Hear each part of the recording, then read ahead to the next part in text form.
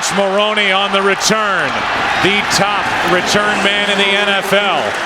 Carrying it back for 22 yards. Forced out by Manning. And here comes Tom Brady. Had to hold there for a moment because the new audience was just joining us as this Week 12 is halfway finished. We've had the games on Thanksgiving and now the early games today. A lot of interesting scores, and this is the 100th career start for Tom Brady. The great Tom Brady with his 3 rings. With Dillon behind him.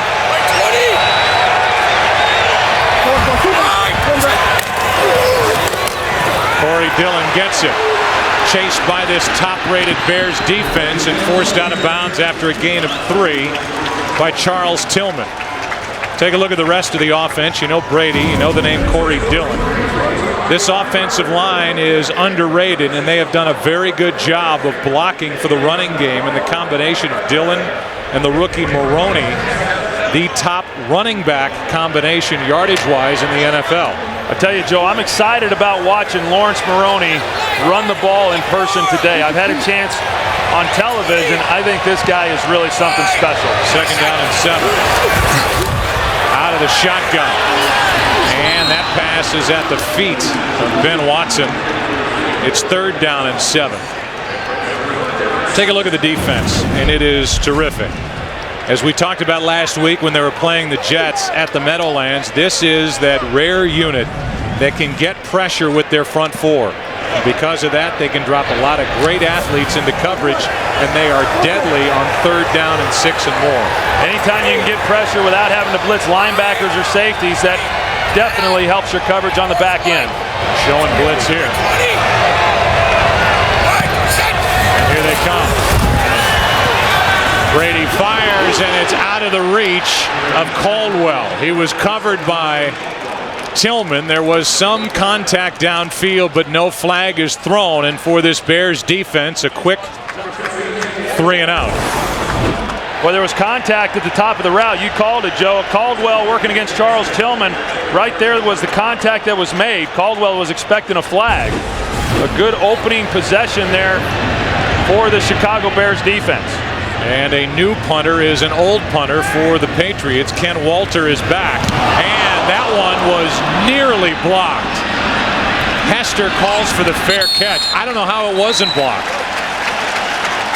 Charles Tillman came in and could not get a hand on it as it left the left foot of Ken Walter.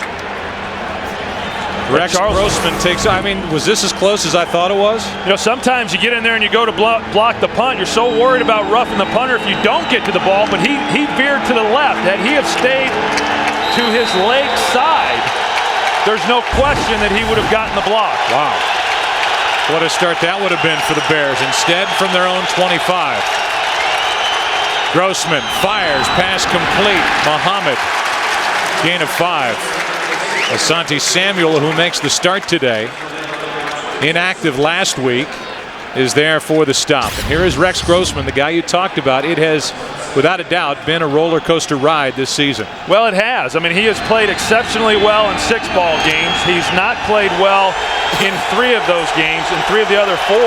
And if you're going to beat a good team like the New England Patriots, then your quarterback is going to have to perform well. 2nd down and 5. Out of the backfield, it's out of the reach of Thomas Jones, 3rd and 5. Well, there's no doubt that Rex Grossman can make a statement here today, taking on this very good Patriots defense. The offensive line with Olin Kreutz in the middle, about as good as it gets at the center position. And then the backs and receivers. Thomas Jones has been hot. 3 100-yard games in his last 4 tries. Well, and the Bears, they've come out and they've thrown it the first 2 plays. They like running the football, but this New England defense has been stout all season, stopping the run.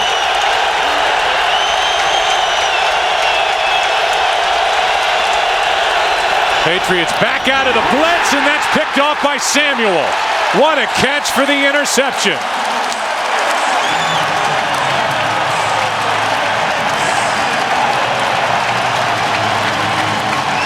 The ball and Berrien and Samuel all came together at the same time, and Samuel grabbed it.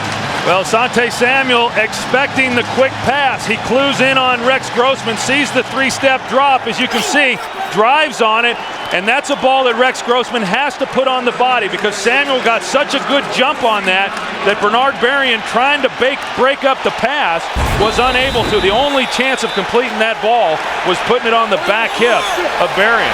Fourth pick for Samuel, and Grossman does in the first series what he didn't do all last week at the Jets, turn it over.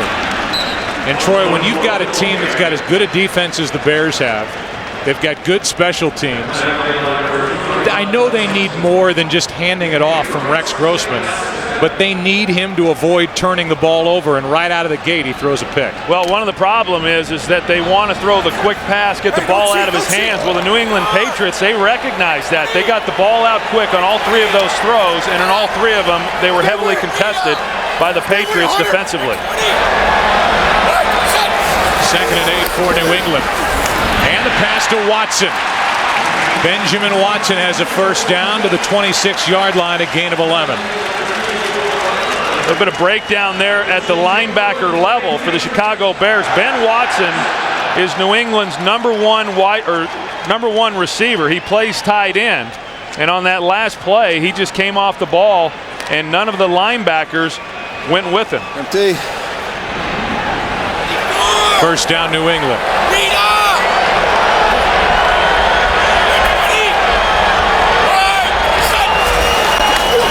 Four-man rush. Brady over the middle, and that was nearly into the arms of big Tank Johnson.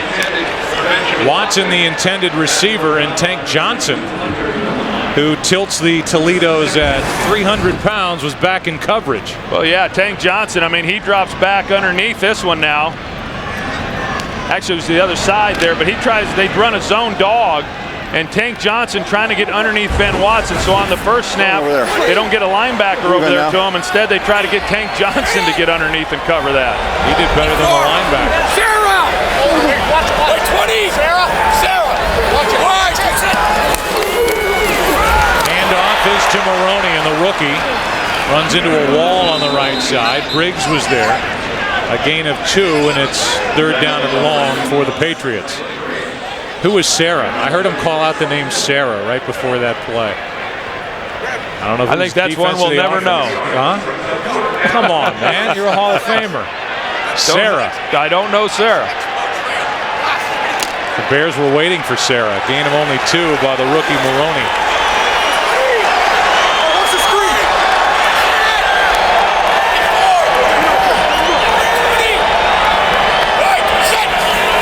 Third down and 8.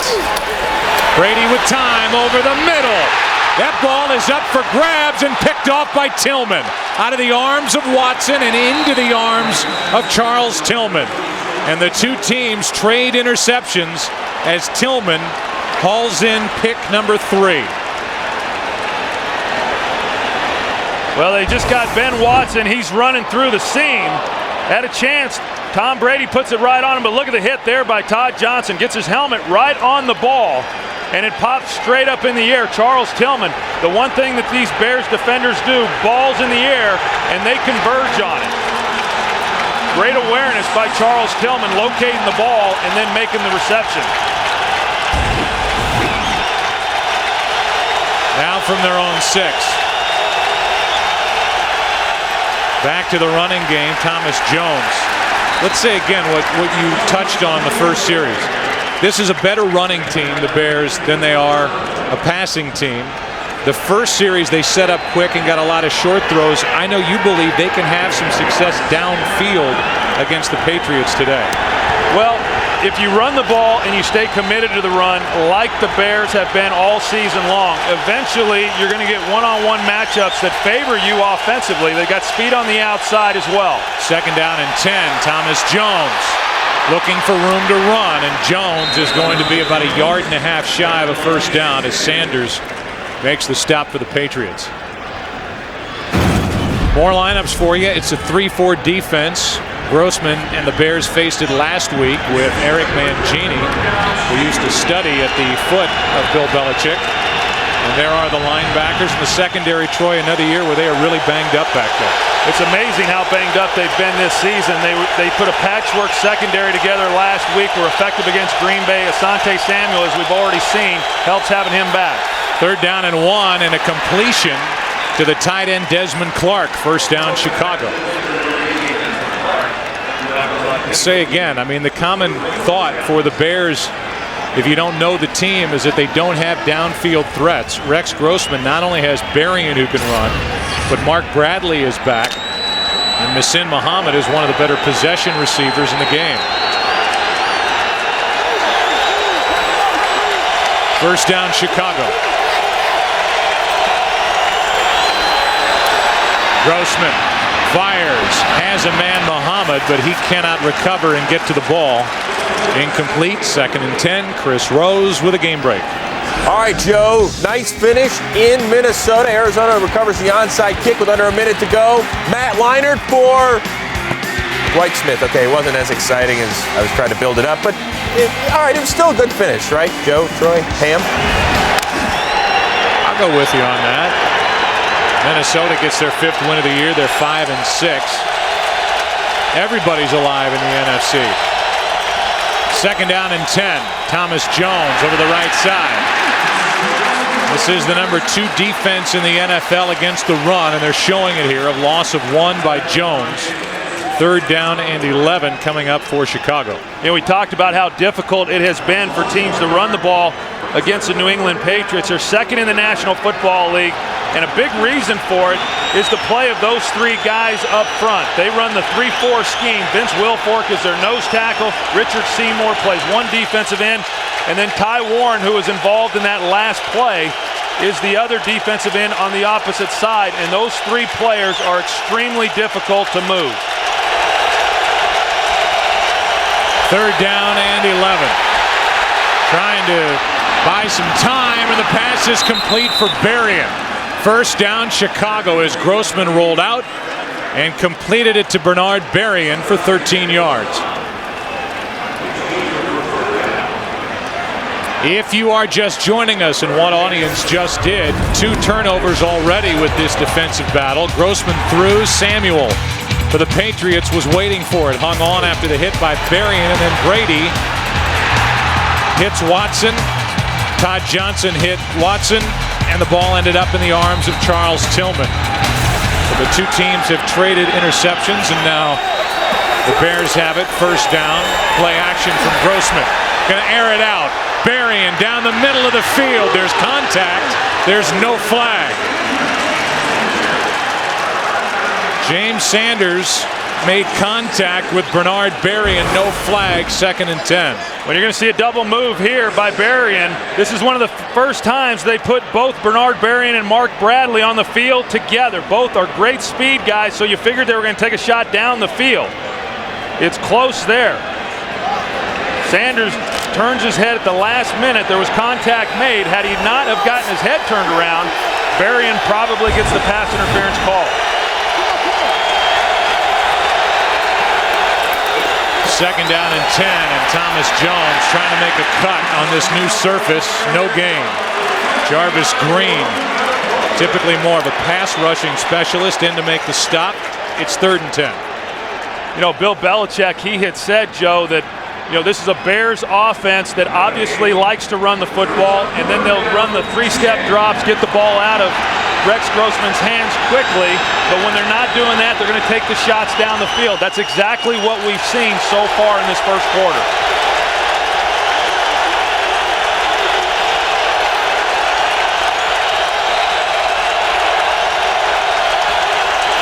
Blitz from the Patriots. Grossman off his back foot hits Bradley for a 1st down. A penalty flag comes in. You can see it laying there near midfield, and it is against the Patriots. The play will stand, and it's a 1st down for the Bears. Couple good throws by Grossman on this drive. Prior to the pass, illegal contact, 27, defense. 5-yard penalty, automatic 1st down. Take Grossman, you're right, Joe. A couple of times now he's had pressure in his face and he's had to retreat. This is what you got to do as a quarterback. Not always can you get your feet set, the way that you would like to. So as he's retreating, he's getting the ball out of his hands. Nice physical play there by Mark Bradley. I'll tell you, he missed 6 games because of an ankle injury. He came back 2 weeks ago, has been exceptional in the last 2 ball games for the Bears, and a nice play on the last one. Well, it is a chess match on both sides of the ball between these two clubs. As Grossman tries to figure out what the Patriots will do. Hands off on the 10th play of this drive, and Thomas Jones falls forward for 2. There hasn't been much there for Thomas Jones, and he's already frustrated as there aren't any holes opening up for the Chicago running back. And one of the reasons, Joe, is you're going to see Richard Seymour. He's a great player and has been for a number of years. Look at the way he's able to hold the point there, and there's just nowhere then for Thomas Jones to go. That's what I mean when it's hard to move out these 3 defensive linemen for this New England defense. Jones 5 carries for only 11 yards. Grossman over the middle, Berrien wide open.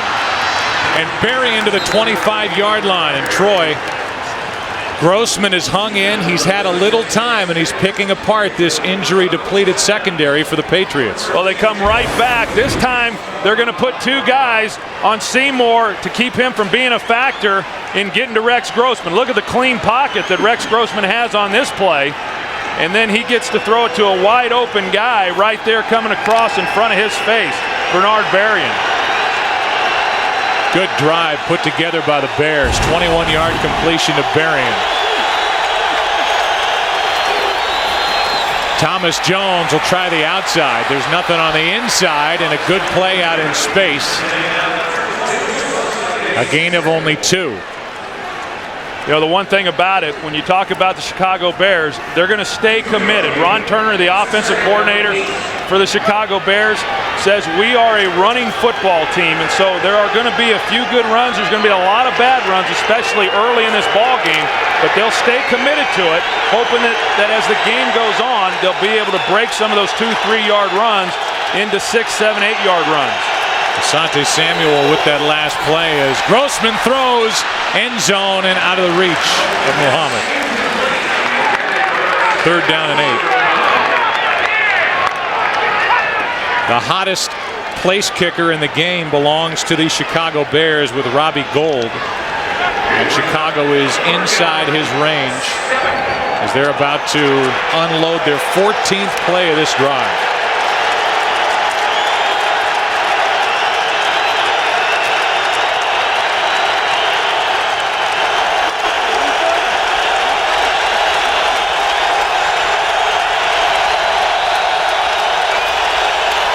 Quick setup, a little pump fake. Grossman to the end zone. Berrien, a lot of contact, no flag, and Berrien gets up with his palms to the sky as Ellis Hobbs made contact.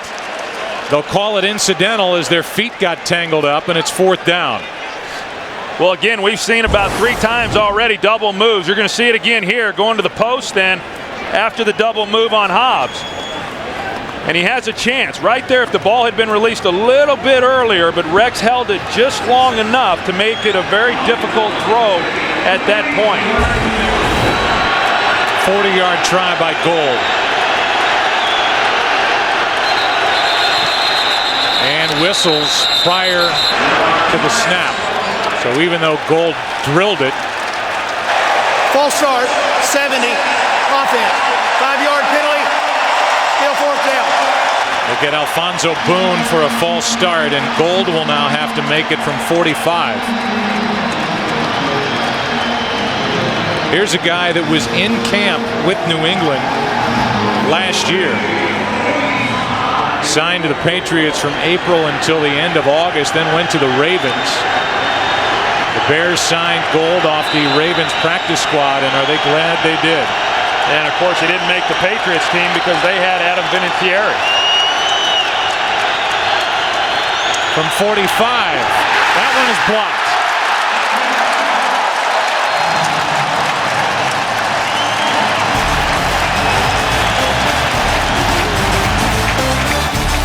So the streak is snapped. The field goal attempt blocked. No score. So a blocked field goal on a 45-yard try. It was Richard Seymour in the middle of all those hands. His hand got the highest and tipped the field goal try by Gold to keep it a scoreless game with 4:58 left in the first quarter. A toss to Dillon. Urlacher from behind chases him down, a gain of 1. Let's go back to the 5-yard penalty that basically took points off the board when Boone was flagged. Yeah, Mike Vrabel, you see that he came up from a 3-point stance to a 2-point stance. That's what caused Alfonso Boone to move. Here's the block. Richard Seymour already off to a great start in this ball game, gets his hand on the ball.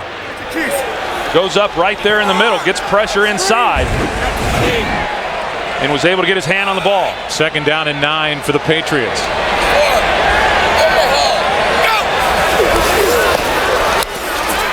Brady throws out of the backfield. It's Maroney. Hunter Hillenmeyer is there along with Vasher, and a gain of 4. You know, Tom Brady here over the last 4 or 5 ball games, he has really kind of come into his own. He's starting to throw the ball a little bit better. He's feeling much more comfortable with the players around him. Think back to last year, he lost his top 2 wide receivers, Deion Branch and David Gibbons. And now Ben Watson has become a much more integral part within this passing game. 3rd down and 5.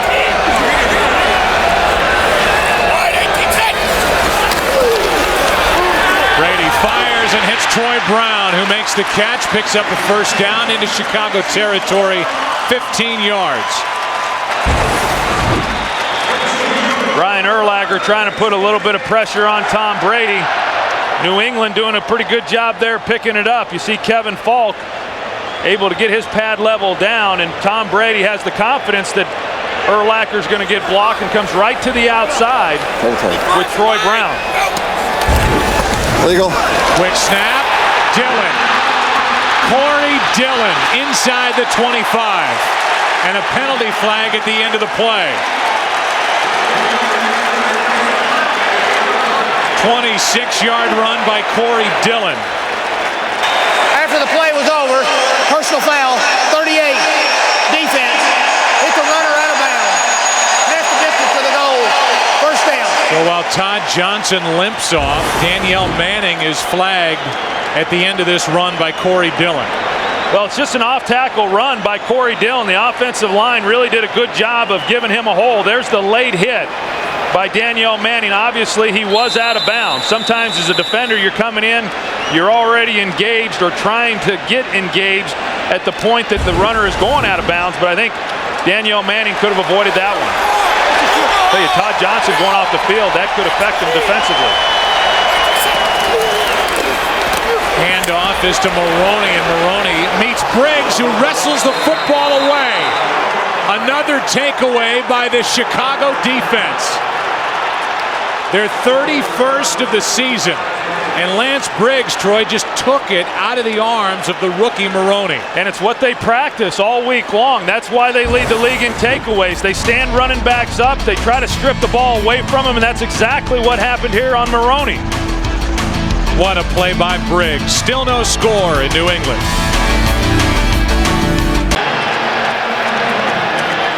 11 straight games with 2 or more takeaways for this Bears defense. The best streak in the NFL since this Patriots club, 03-04. And in the backfield, it's Benson. Benson into the arms of Wilfork, a gain of 3, and we go back to that play by Lance Briggs. Yeah, you go back and you take a look, and as a running back, you're oftentimes told to keep your legs going and try to drive the pile, but I'll tell you, against the Bears, I'm not so sure you want to do that, because as soon as you get held up, you've got the Bears coming in on it, trying to get it out of their hands, and Maroney talking to the coaches there about what exactly happened, but we've seen it time and time again against this Bears defense. They get held up, and then they strip the ball away. 2nd down and 7. Grossman high, but caught by Berrien. Good grab by Bernard Berrien. Hobbs brings him down after a gain of 13 yards. And you can tell, Troy, that the Bears told us this, that they are going to try and throw the ball early, 1st down, 2nd down, to try to take the heat off those third down and long plays with the Patriots coming after him. Well, and what we've seen is what we've talked about, the quick throws, and each one of those quick throws has been contested. Also, the deep throws, Chicago has tried to hit a couple of those, but the intermediate throw to Bernard Berrien has been what's open. I think that's the area of the field, that 15 to 20-yard range they're going to need to work. Benson will take it. Cedric Benson running right through Ellis Hobbs and picking up a first down, a 14-yard gain. Pretty physical runner here, Cedric Benson, straight away, and then New England, they try to take it right out of his hands as well. You're going to see coming in, he's got a little bit loose away from his body.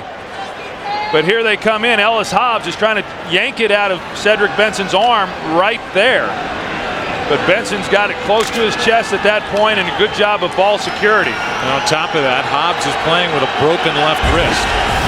Tough to yank the ball out with a cast on that left arm. Here's Benson again. And wanting to get more and more action, Thomas Jones has held him off. You can see why they like Benson. Hits the hole hard, has a lot of jump, picks up one. It's 2nd down and 9. I think he's a good changeup for Thomas Jones. So the one thing about it is Cedric Benson has really not become much of a blocker in pass protections. He's also not become much of a route runner. And so when he's in the game, most of the time, he's going to be the guy getting the ball. Thomas Jones is the more versatile, more effective overall runner. 2nd down for Grossman. Sets up, airs it out. Berrien downfield, up to get it. And a 1st and goal for the Bears inside the 10. They'll mark Berrien down at the 7. 47-yard completion. And the Bears are moving the ball against this Patriots defense. This the biggest play. Bernard Berrien set up with a 1st and goal as we go to the 2nd quarter. No score.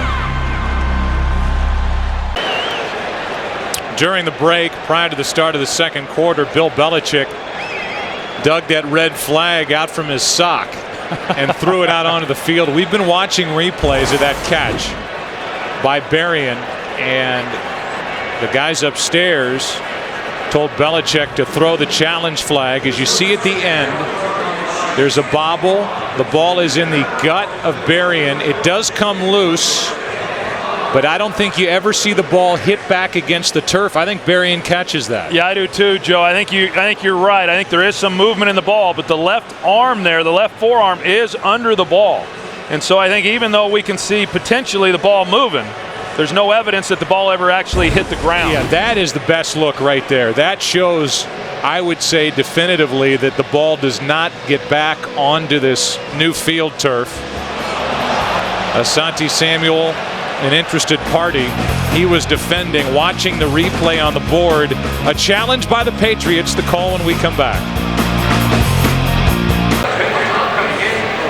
We will get the call from Walt Coleman. After reviewing the play, ruling on the field stands. The ball never touched the ground. It's a completed catch. New England is to charge for their first team timeout. It is the 5th catch of 40 or more yards this season for Bernard Berrien. And Troy, these guys on the outside that can really run, Berrien being the top threat, Bradley right behind him, they are giving this secondary fits. Yeah, and Asante Samuel was in perfect position on that play to make a play on the ball, potentially even intercept it. 1st and goal, the ball at the 7.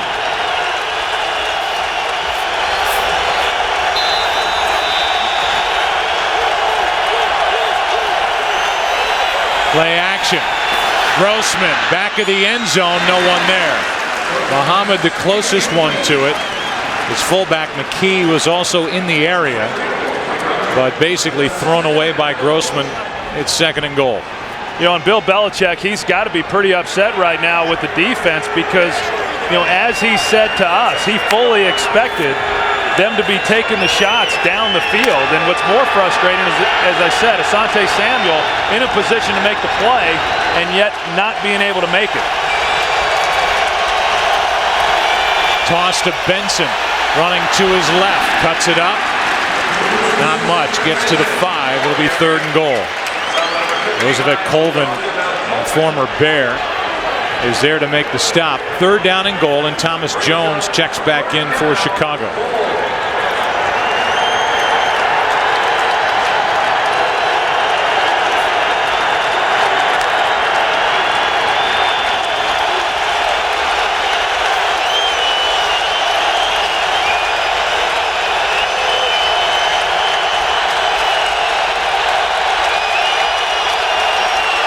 Grossman lost the football.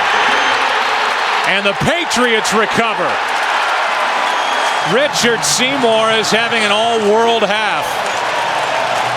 He's blocked a field goal and he comes up with a turnover as Grossman could not handle the snap. These two sides trading turnovers. Another takeaway for the Pats defense. Still no score. Over on the bench, they're checking out the right hand of Rex Grossman. And moments ago, squirting some cold water on it. Don't know if he maybe banged up that hand going after the fumble, which happened on the center quarterback exchange as Maroney with a nice run. Picks up 7. We'll take a look at Rex Grossman's hand there, particularly his left hand, and see how it separates there. And so what happens is ideally you'd like to be able to keep the hands together so when the ball comes up you're able to then get a grip on the ball. What he does is open it up, so on a short snap you're not able to then get a hold of the ball, and that's what happened with Rex in the last play. Hand off to Maroney, and boy was he swallowed up by Urlacher. Woo. He can make a running back disappear. A loss of 1. And it'll be 3rd down. And again, I don't know if Grossman hurt himself prior to it, and that's why he didn't keep his hands in there, or if he banged his hand going after that fumbled snap. My guess is that he banged his right hand up going for, right there, there's a leg coming in on his right hand, but I don't think, sometimes a quarterback, if you don't open up your hand to the snap, you can injure the right hand. I don't think that's what happened. But now they've got other concerns with Brian Urlacher coming over to the sideline, shooken up himself. Yeah, he's looking like he's having a tough time catching his breath after banging into the body of Maroney. It's 3rd down and 4. Bears have had a field goal blocked. We're going in, had 3rd and goal from the 5. And Grossman lost the handle on the snap. On 3rd and 4, Brady in trouble, drops it down, and the catch is made. That's Falk out of the backfield. A gain of 7 and a 1st down. I tell you, Tom Brady is so good in the pocket. Rex Grossman trying to get that, I don't know if it went numb on him or what exactly has happened. But here's Tom Brady, and you watch him. He goes through his progression, and he has time, and that allows him to do it. But he's so cool and collected in the pocket. I know one of his favorite quarterbacks growing up in the Bay Area was Joe Montana. He has a lot of the same coolness as Joe had in the pocket. Play action from Brady over the middle. That is caught by Graham. Leaping grab by Daniel Graham for a 1st down at the New England 46. I'll tell you, whether it's Daniel Graham or Ben Watson, these two tight ends can get off the ball and run. And if you don't jam them up at the line of scrimmage, which Hillenmeyer was unable to do, they run as well as what wide receivers do on the outside, and they put tremendous pressure then on the secondary. A heck of a catch there by Daniel Graham. Right now, between he and Watson, Graham is known as the better blocker. How about the hands laying out for that catch? 25 yards from Brady. On 1st down, that's the other tight end, Watson. And Benjamin is forced out. 1.5 yards shy of the 1st down. And by the way, one other note about Daniel Graham. He made it a point, Troy, to come up to every one of us to make sure that we mentioned his mother, Marilyn, who on Tuesday will be donating a kidney to Daniel's brother Jason, and so it is obviously on his mind as he plays in this game against the Chicago Bears, and he wanted to let his family, and in particular mother and brother, know he's thinking about him today. Maroney with the adjustment, the run, the 1st down for New England. And let's go down to Pam Oliver. Yeah, Joe, it's been very interesting watching Rex Grossman trying to shake off that injury to his hand. At one point, he was throwing some practice passes, and they were going every which way. I tell you, at one point, he cleared the bench because he lost control of one. But the trainers are still talking to him, watching him carefully, and he continues to try to warm up and shake off that injury. All right, and thank you, Pam. Just now, Brian Greasy is starting to get up and at least warm up, stretch his legs. There you go. As Brady fires and the pass is caught by Caldwell. Richey is having his best pro season, good for 15 yards. Boy, he sure is. Richey Caldwell coming over from the San Diego Chargers. He's been injured a significant part of his career, which has affected his productivity on the field, but not this year. Pretty good route there. Nathan Basher gets turned just enough. And then Tom Brady again, just putting it out on the sidelines, low and away where a receiver likes it and where only he can make the play.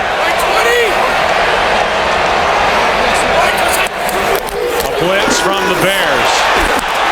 Maroney gets hit by Urlacher, a gain of 6, and Chris Rose is standing by with a game break. Joe, Troy, you guys have an extra one of those gobbler thingies. Let's give it to LT. His 20th rushing touchdown, 23rd overall. Chargers and Raiders tied at 7. And yeah, give him one of those gobbler things. We'll see what we can do. What does Chris just think we hand those out to anybody? A special Thanksgiving Day treat. Yeah. It's a Thursday award. 2nd down and 4. Kelly!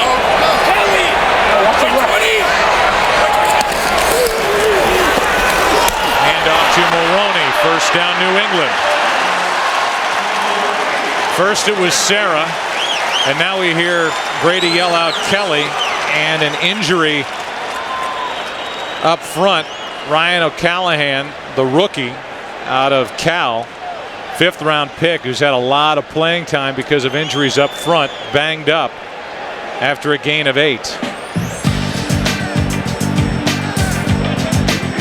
Blocking Brian Urlacher. That's what shook up O'Callahan. They'll check on him. We'll take a break. It is ideal as the sun sets on New England, and here in Foxboro there is no score. Couple of turnovers on each side, and O'Callahan able to get up and walk off the field under his own power. A very good looking rookie, 6'7", 330. And now it's Kaiser taking over at right tackle. Kaiser started the game. O'Callahan was in there, tried to block Brian Urlacher, and came up injured at the end of the play. Now a 1st down for the Patriots from the 13-yard line of the Bears. Out of the backfield, it's Maroney. Out of the reach of Briggs. And out of bounds inside the 5, 1st and goal as they mark him out just outside the 1. And there's a part of the game that the Patriots didn't see a lot of, Troy, while at Minnesota, catching the ball out of the backfield. Yeah, and I don't think Lance Briggs expected him to be able to have the kind of speed that he had to get outside of him. Initially, it didn't look like anybody was there, and then Maroney had a clear shot all the way to the end zone, and then Lance Briggs, because of his speed, got there, but he was just a step slow and couldn't make the tackle. Vrabel in as an eligible receiver, but it's Maroney in for the touchdown.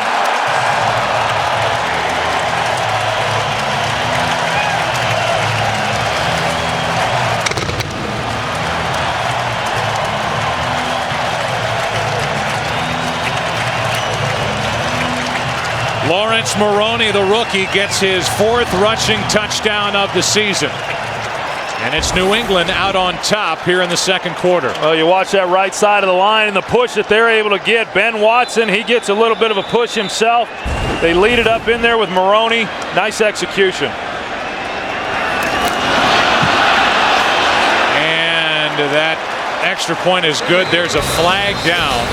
There's a flag down. It looked like the Bears were offside, and if that's the case, they'll mark it off on the kickoff. But we'll get the call from Walt Coleman. So while you watch the celebration with Maroney in the end zone, here's the call. Offside, 23, defense. That 5-yard penalty will be assessed on the kickoff. That's Devin Hester. Tom Brady and the Patriots trying to prove a point against this Bears defense. Brady pumped up. Patriots on top 7-0. Best drive of the afternoon and evening put together by the Patriots. 11 plays, 92 yards. It was started on the fumble recovery by Richard Seymour on the fumbled snap between Kreutz and Grossman. And now after the offside on the extra point, Gostkowski kicks it away from the 35. And Rasheed Davis will take a chance and get it out near the 24-yard line.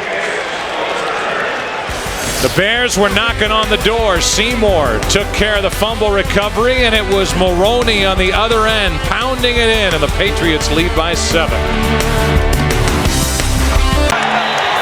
Already over 300 total yards of offense put together by these two teams. The Bears have proven they can move the ball against the Patriots. They've had a field goal block. They had the fumble by Grossman. Bad right hand at all. He throws it into the dirt. And Bruschi gives Desmond Clark a little shove at the end of the play. And you wonder how healthy the right hand is of Rex Grossman, something we'll be paying attention to during this drive. Take a look. There was nobody open on the throw, so it's a hard one to tell whether or not his hand is affecting him or whether he was just throwing it away. Reese on the sidelines, you saw with his helmet on. 2nd and 10. Handoff. Benson brought down by Seau. And Seau is injured. No gain on that play. It's 3rd and 10. And Seau looks really hurt. Oh, goodness.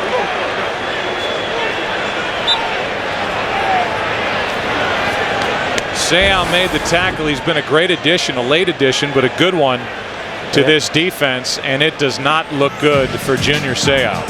It'll be a 3rd down and 10 for the Bears when we come back.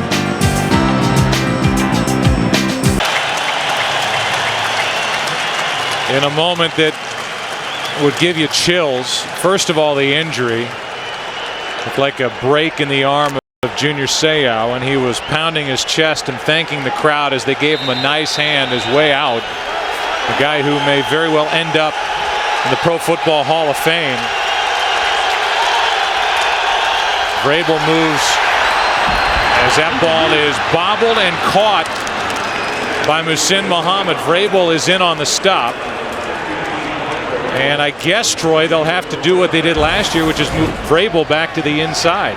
Well, they're going to have to make some adjustments, no question, but Rex Grossman hangs in the pocket there. Colvin coming around the edge. Good job on his part. And then you've got Troy Brown trying to keep up with Muhsin Muhammad there in that slot position. Muhsin Muhammad bobbled it, but then was able to regain control and pick up that 1st down. Vrabel is on the inside, and right through the middle of this defense is Benson. Cedric Benson through the heart of this defense, a 16-yard run. Well, and you're right. They put Mike Vrabel inside. And you're going to see he comes up downhill trying to get in on the play. Right here is where they pick him up, but you can see the hole that was formed. And right now, Cedric Benson is having much more success running the football than what Thomas Jones is, primarily because he is a straight-ahead downhill runner, and he's been very physical so far in this game. Jones is back in the game and a flea flicker. Pressure from Ty Warren and a drop-off to Gilmore, the tight end. Wilfork is out there to make the tackle for the Patriots as Gilmore made the catch, and a gain of only 2. Well, they run the flea flicker. They want to take a shot deep down the field. The Patriots were not fooled on the play, but Rex Grossman does a good job of just getting the ball off to Gilmore. They didn't pick up many yards on the play, but here comes Wilfork. Tell you, we talk about the Bears and how they pursue and what they're able to do as far as running sideline to sideline. That is great execution by a big man, and Vince Wilfork making the tackle. 2nd down and 8. Handoff is to McKee, the fullback, in a nice run. Picked up 7, a yard shy of a 1st down. Here's Chris Rose with a game break. All right, Joe, I know you and Troy are doing the big Cowboys-Giants game next week, so I'm doing a little advanced scouting. Whenever the G-men are near the goal line, they hand it to that guy, Brandon Jacobs. He's got 2 touchdowns today and 8 on the season. It's 21-0 in Tennessee. Back to Joe, Troy, and Pam.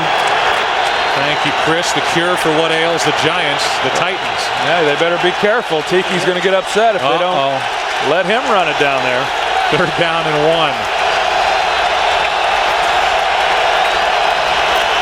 Handoff is to Jones, and Thomas Jones lunges forward, and it depends on the spot. They've either got the 1st down by inches or they're short by inches, and you wonder what decision would be made on the sideline. Ball is at the 35. You're at the outer edges of field goal range. If they don't have enough for the first down here, they may go for it anyway. I think they would. I think the way that they've been able to run the ball, and they've had their most production running the football right at them. We haven't seen a lot of them trying to get to the outside, and when they haven't had much success doing it. And they get it by the very nose of the football, which is good news for the Bears for a couple of reasons. A, they get a fresh set of downs. B, Bill Belichick's defense, the best fourth down percentage in the NFL. Opponents only 1 for 7 going for it against the Patriots on fourth down.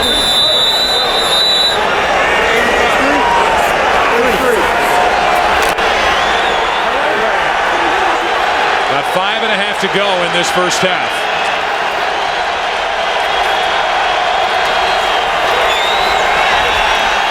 Grossman, Gilmore, and he is hit immediately by Colvin. Gain of 3. We look ahead to next week. Fox's flexible schedule, hand-picked game. A battle for the NFC East. The red-hot Dallas Cowboys come to New York and try to avenge their Week 7 loss to the Giants. Coverage begins at noon Eastern with Fox NFL Sunday. Fox, America's most watched network for the NFL. And the Cowboys could not be playing any better coming into that matchup. Yeah, and Tony Romo, he's pretty much become NFL royalty, hasn't he? And a handful of starts. 2nd down and 7.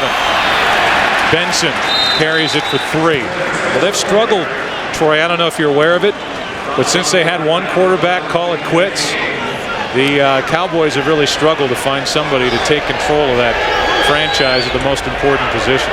Well, I'll tell you what. They are done looking now because this guy is playing exceptional football, and I think everybody's waiting for the wheels to fall off. I'm afraid, folks, that's not going to happen. He's going to have his days, but I see him wearing the star for quite some time. And full of confidence. 3rd and 4. Play action, and in trouble as Grossman just gets rid of it. And it's 4th down. The field goal unit will come on for Chicago. Roosevelt Colvin, I mean, he's such a good player, and he was a good player for the Chicago Bears. He's been a good player here for this team. He's finally healthy again. He's on the bottom of the screen, and he just runs right by Desmond Clark. They try to go max protect, but Roosevelt Colvin still able to get around that and get in Rex Grossman's face. Last one was blocked from 45 yards. Seymour got up and got it. This one, a 46-yard try.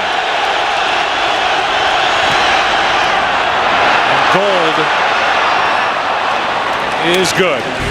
Just got it over the crossbar, and the Bears are finally, after knocking on the door a few times in this first half, they're on the board. Gold drills it from 46. Urlacher happy it's a 7-3 game. Well, after that first throw, Grossman able to move the ball enough to get Gold into field goal range. He's given high fives with that right hand, so that appears to be a non-issue.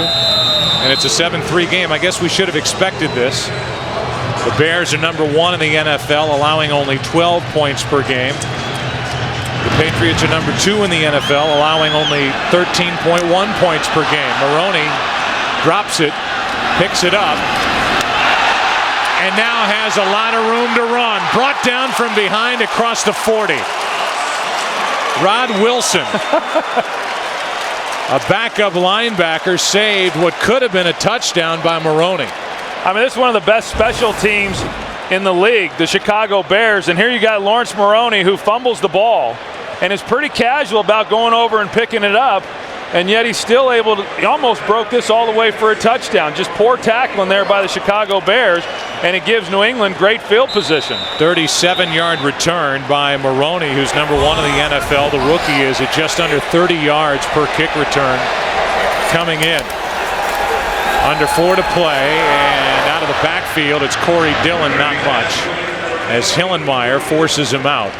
Tom Brady's numbers are great no matter how you look at him or how you want to carve him up. Last 19 games against the NFC, he's 17-2, 41 touchdowns, 13 interceptions, and a quarterback rating of just under 100.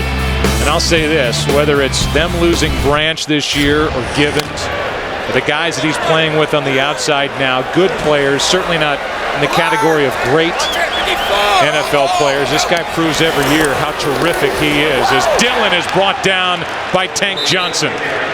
A loss of 4 on the play as big Tank Johnson, all 300 pounds of him, gets into the backfield to make the tackle. Yeah, Tommy Harris on the other side, he gets most of the double teams, and so Tank Johnson then gets usually single blocking. I know in talking to Ron Rivera, the defensive coordinator, prior to the game, he says we're looking for just a little more out of Tank Johnson. He's had a good year, but we just want a little more out of him. Ron Rivera will be happy with that play. 3rd down and 11.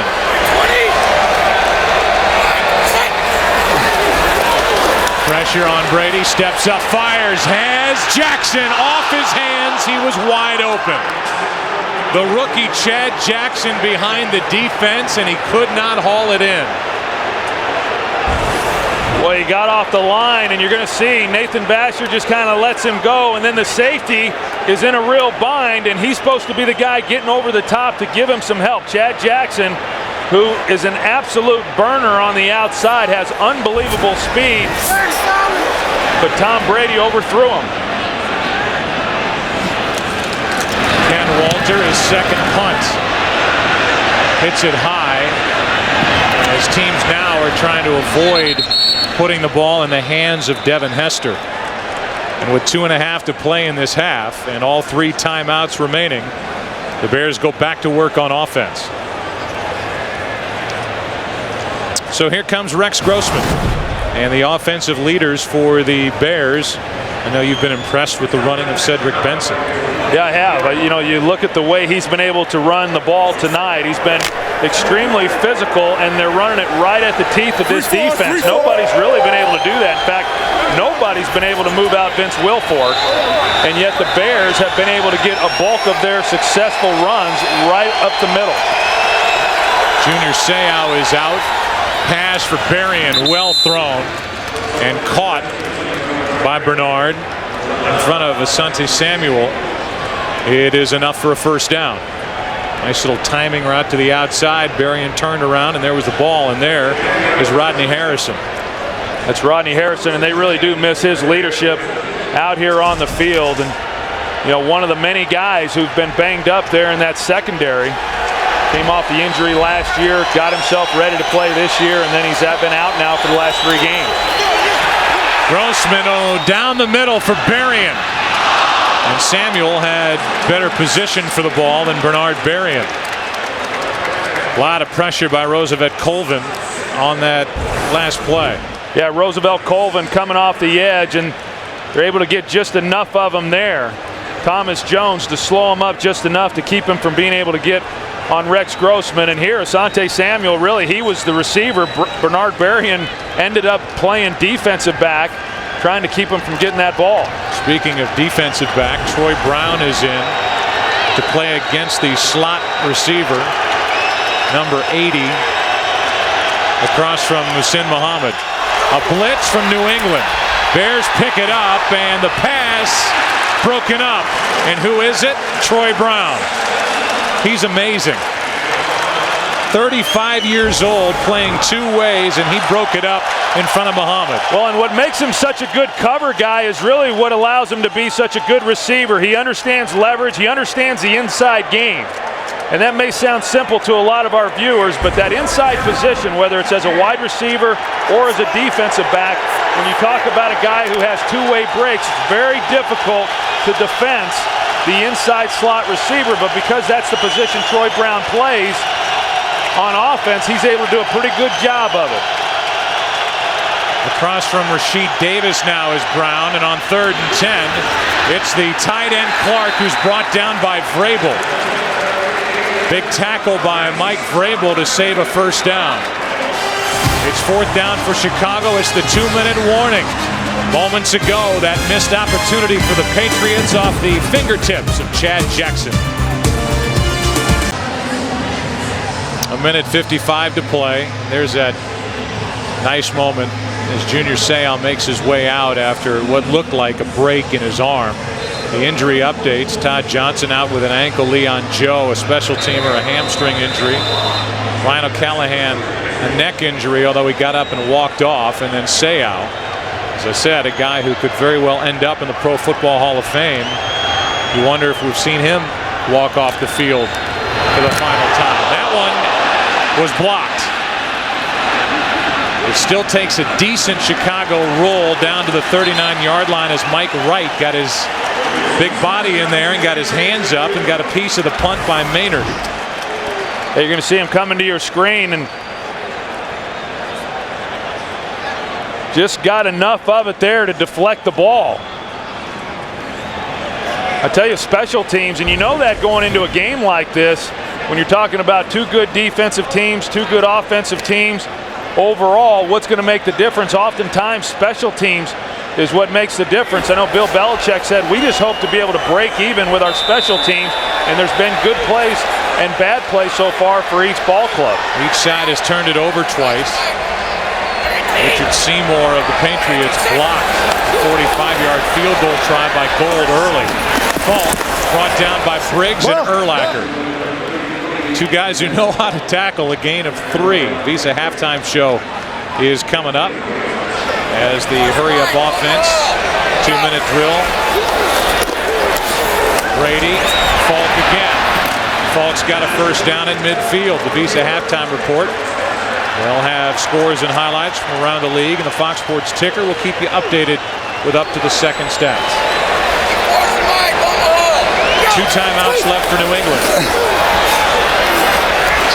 Brady can't find anywhere to go with it and just slides down. Had plenty of time, but great coverage downfield. I know you have something to say, but you're just going to have to wait. Yeah, one of these times. That's okay. Right after this break, you can say it. Out there today too. They played nice.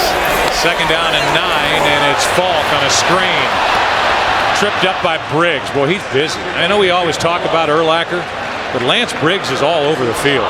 Oh, you know, he's one of those guys like what Alex Brown is and Urlacher, but they run to the ball, and this defense has been built on speed, and Lance Briggs is one of the guys that brings that. Already the 6th tackle for Briggs. That's high, but caught by Maroney.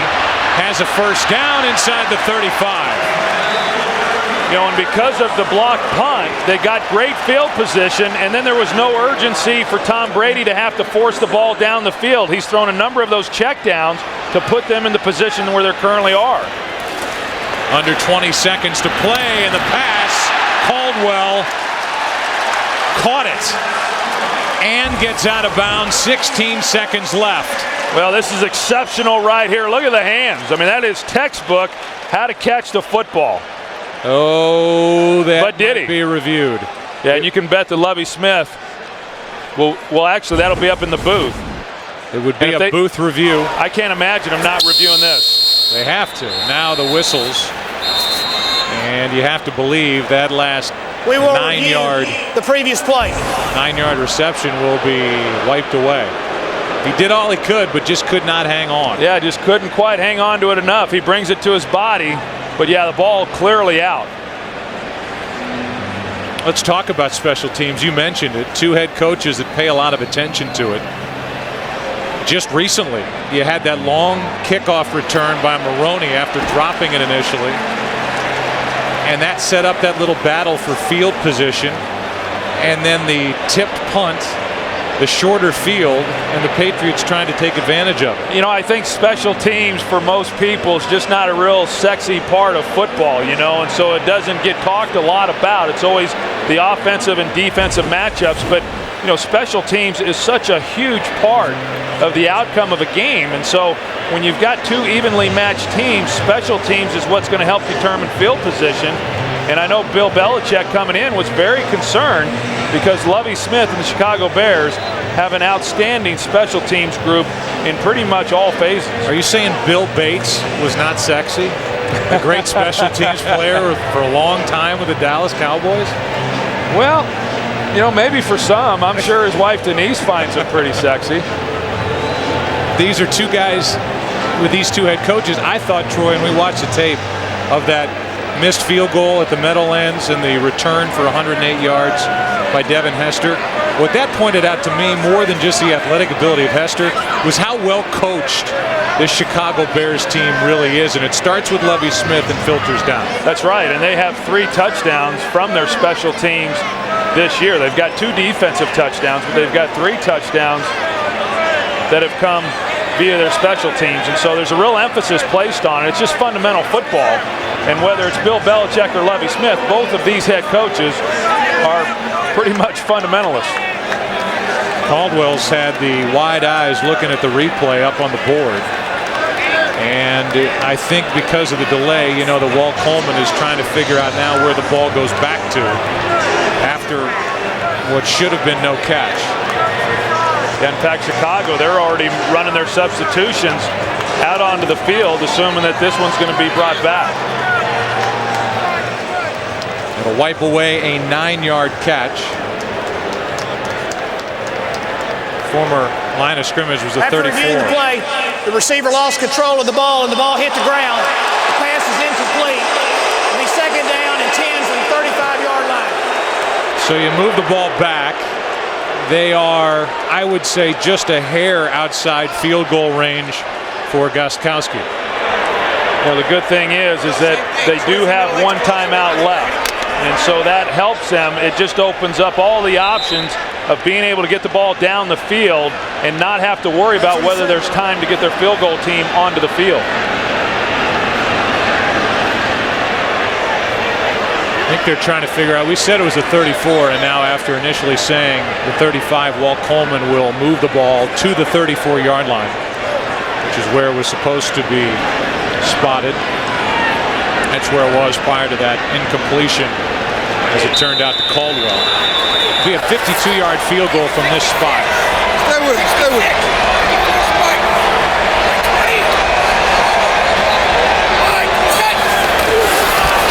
Brady, quick throw. Watson, there he is again. Briggs gets his right hand up and knocks it down. Man, this player, Lance Briggs, is having a heck of a game. Well, there's just not many linebackers that can run with Ben Watson. This is an excellent play by Lance Briggs. Initially, it looked like Tom Brady threw the perfect ball to get it over his hands and into the hands of Ben Watson, but a great play by Lance Briggs. Said it'd be a 52-yard field goal from here. The season long for the rookie. Gostkowski is 49. By the way, Briggs, as whistles stop the action. Timeout taken by Chicago. Briggs, 6 tackles, a forced fumble, a fumble recovery, and a pass defended. What a half here in Foxboro.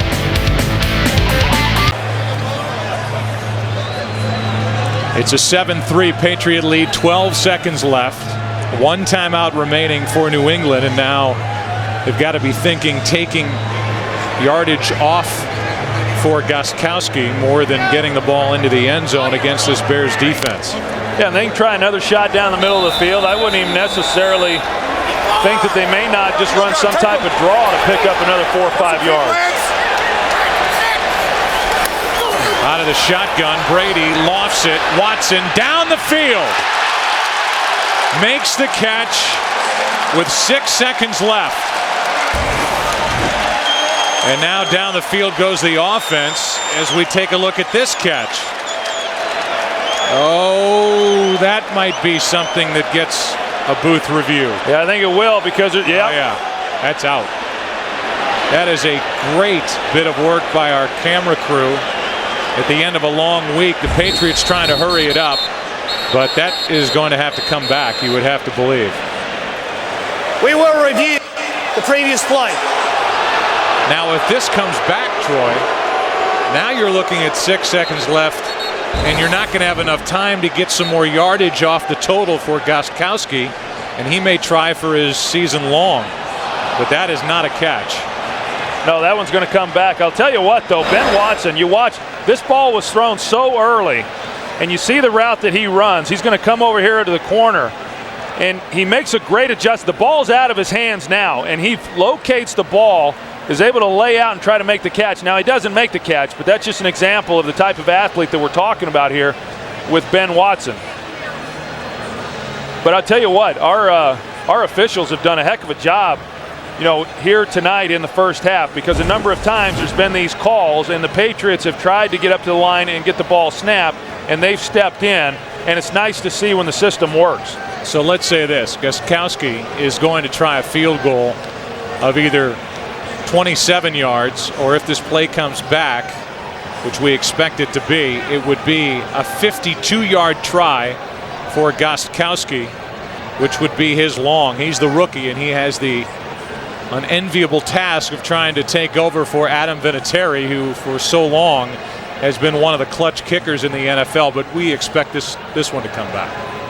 Yeah, I don't think there's any question that this one's going to come back, and great effort there by Ben Watson to try to make the play, and yet they weren't able to get it, and so they were in a position there, New England was, to be able to pick up 10 yards or so that would have made this kick much easier, but they just weren't able to get it done. But a game in a lot of ways that was somewhat sloppy here in the first half, but in a lot of ways, two teams evenly matched have been battling it out pretty good. I think if you had to look at one side or the other, I expect Brady, maybe just because it's Brady, but I expect Brady to be able to move the ball. I didn't know what to expect from Grossman and this Bears offense. Now, they've only put up 3 points, but they have shown the ability to move the ball against this Patriot defense. Yeah, I think probably the biggest thing that has surprised me is the Bears' ability to run the football here in this first half.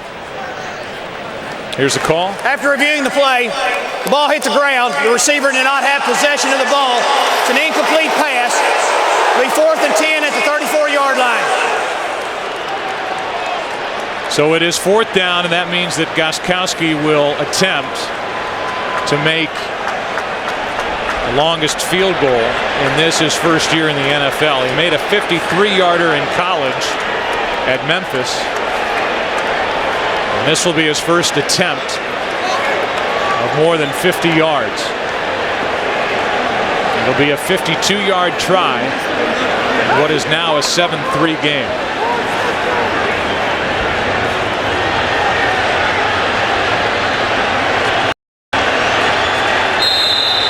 Devin Hester is back just in case. And now the Bears are going to take a timeout. So this kick didn't happen. Even though Gostkowski drilled it. God, I guess so. Man, that thing would have been good from 60. I mean, there's no question about his leg. But the Bears got a late timeout granted, and Gostkowski will try and do it again. I wonder if they'll even bother keeping Devin Hester back there. No, Devin, you can come up to the line now. This thing is from 52 yards. It crosses. My gosh, that thing was halfway up the upright. But Lovie Smith got the timeout in prior to the snap. I mean, that's not even right. When you've got Lovie Smith right there with the official and probably alerted him, hey, just before the snap, I'm going to call timeout here. So try it again. But this kid just boomed it. The rookie from Memphis, 4th round pick.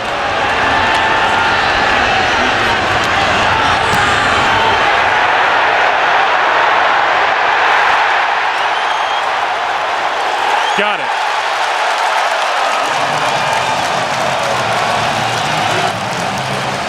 The two officials waited, did not make a definitive call until a couple of seconds after that ball came down. Well, it was so funny. The one guy on the left, he kept looking over at the other official, waiting to see if he was going to make the call as to whether or not it was good.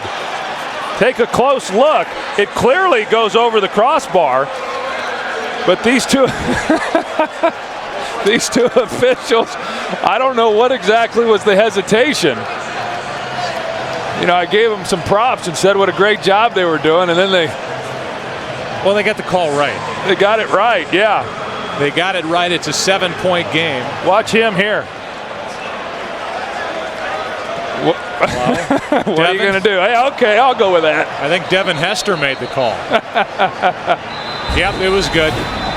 And it's a 7-point game with 1 second left, and this one appears to be 10-3 at the half, barring the miraculous. Next Sunday, December 3rd, Fox Sports will bring you the All-State BCS Selection Show following the OT. That's next Sunday right here on Fox. We will be at the Meadowlands Giant Stadium for what is shaping up to be a good one between the Dallas Cowboys and the New York Giants. Yeah, that's a big one, especially big for Dallas since they lost the first meeting between those two teams. So the kick, and it's linebacker Rod Wilson getting his moment of glory. It's a 10-3 game. Brady and company out in front of the Chicago Bears at the half here in Foxboro. Stay tuned for the Visa halftime show right after these messages. Well, as we sit here in the parking lot in Foxboro, Kurt Menefee, Howie Long, and Jimmy Johnson, wondering why Terry Bradshaw was the only one who got mentioned by Joe Buck. Because you're the only one that asked to be mentioned. It's called a $100 bill. Here we go. Patriots hosting the Bears. Coming out on the field. Lawrence Maroney, 1-yard touchdown run. 7-0 New England Patriots. Junior Seau, the great Junior Seau, broken right arm, has to leave this football game 10-3 Pats over the Bears. That's a halftime score. Giants and the Titans. Tiki Barber on the left, Tom Coughlin, the head coach, on the right. Tiki calling out the coaches. Who knows? Eli Manning, the Plaxico Burrows. 3-yard touchdown, 7-0 Giants. Brandon Jacobs take the pitch to the right, back inside, 10-yard touchdown run. All Giants. 21-0 over the Titans. That's an early third quarter score. All right, Howie Long's Raiders. Rashard Lee, 1 yard out. Howie was jumping up and down, attempting backflips back there. About hurt himself. 7-0 Raiders. LaDainian Tomlinson takes it in from 4 yards out. Jimmy was jumping and doing flip-flops. We got a great game there, 7-all. Elsewhere, Michael Vick, 166 yards rushing in a losing cause to the Saints. Jason Campbell gets his first victory as an NFL quarterback. The Rams end a 5-game losing streak, snapping San Fran's 3-game win streak. Matt Leinart, a rookie record 405 passing yards, but the Vikings still knocked off the Cards. Baltimore goes 5 games up on the Steelers in the AFC North. Willis McGahee, 2 rushing touchdowns in his first game back from that broken rib. Chad Johnson, 573 receiving yards last 3 games, most in NFL history. And the Jets are now 6-5, and their last 5 games are against teams with losing records. But a couple of teams with winning records battling out right now, Howie, and it comes down to what it usually does in games like this. Well, tight ball game early on. It was a little bit sloppy. I was a little bit surprised Rex Grossman came out, was throwing the ball down the field, had good protection, the fumble inside the 20, but special teams and turnovers. I know the Patriots came into this game concerned. They lacked in the coverage system, both in kickoff and punt coverage. Maroney breaks the big kickoff return. And I think it could go. Gostkowski is the guy they brought in, 4th rounder to replace Vinatieri. They call a timeout. He nails a 52-yarder with ice in his face. Remarkable kick to start his storied career here. Top 2 scoring defenses in the league, what you expect. You know, their defensive teams, 31 takeaways for the Bears, 20 takeaways for the Patriots. And you have the aggressive defense. They force the opponent into turnovers. They're moving the football, but the 2 turnovers on both sides kept it 10-3. All right, the Visa halftime continues. Some of you more highlights, the others to your local news.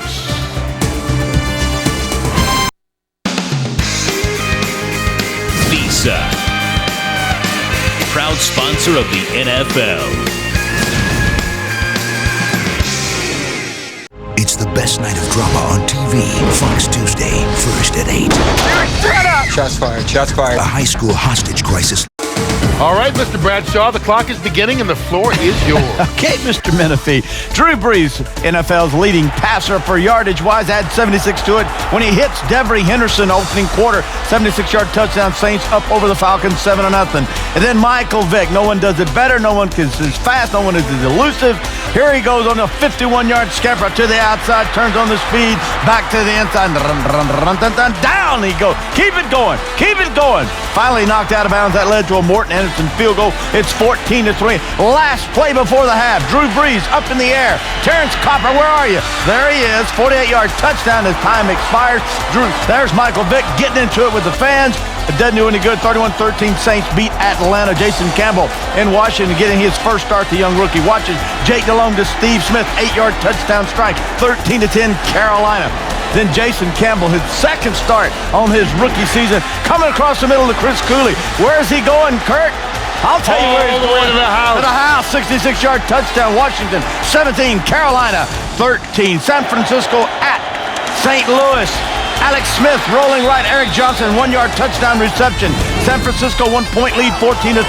Fourth quarter, balls it in to Kevin Curtis, a 5-yarder. Final score, Rams 20, 49ers 17. And Pitt, Ed Reed, Ray Lewis, head button, getting ready. Ben Roethlisberger, sacked by Bart Scott, has to leave the game, but does come back in. Maybe he wished he had not.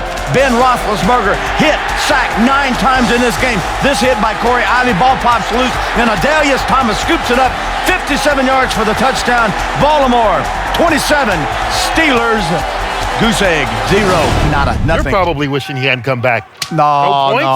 My man can get it done. I'm just talking about your team getting shut out. Well, that's true. That's true. It happens. It does happen. At least the halftime continues right after the stats. Grossman does have the interception, threw for 157 yards during the first half. Maroney and then Bernard Berrien was able to get open running through this Patriots secondary, but a couple of turnovers, a blocked field goal derailed the efforts for the Bears, and it's a 10-3 game with the second half about to get underway. And by the way, for the latest in fantasy stats, you can log on to foxsports.com. Bears start this second half with the football.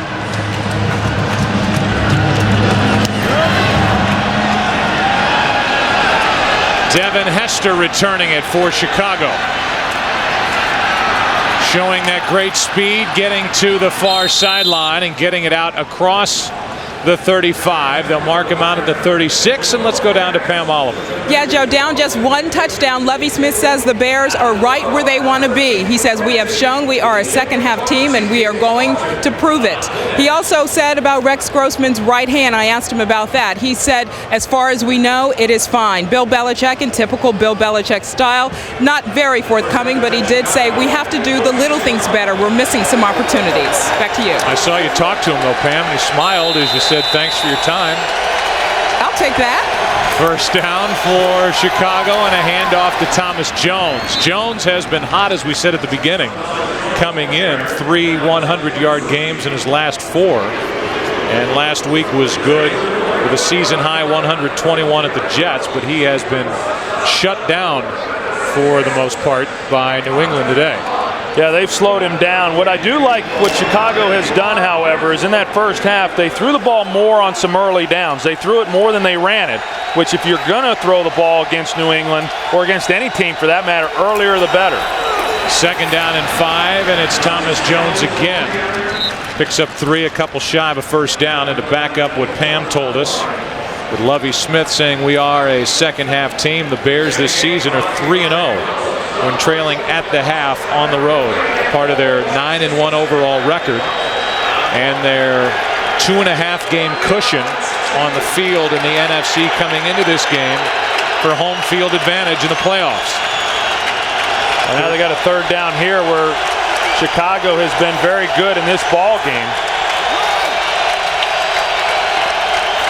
Third down and 2.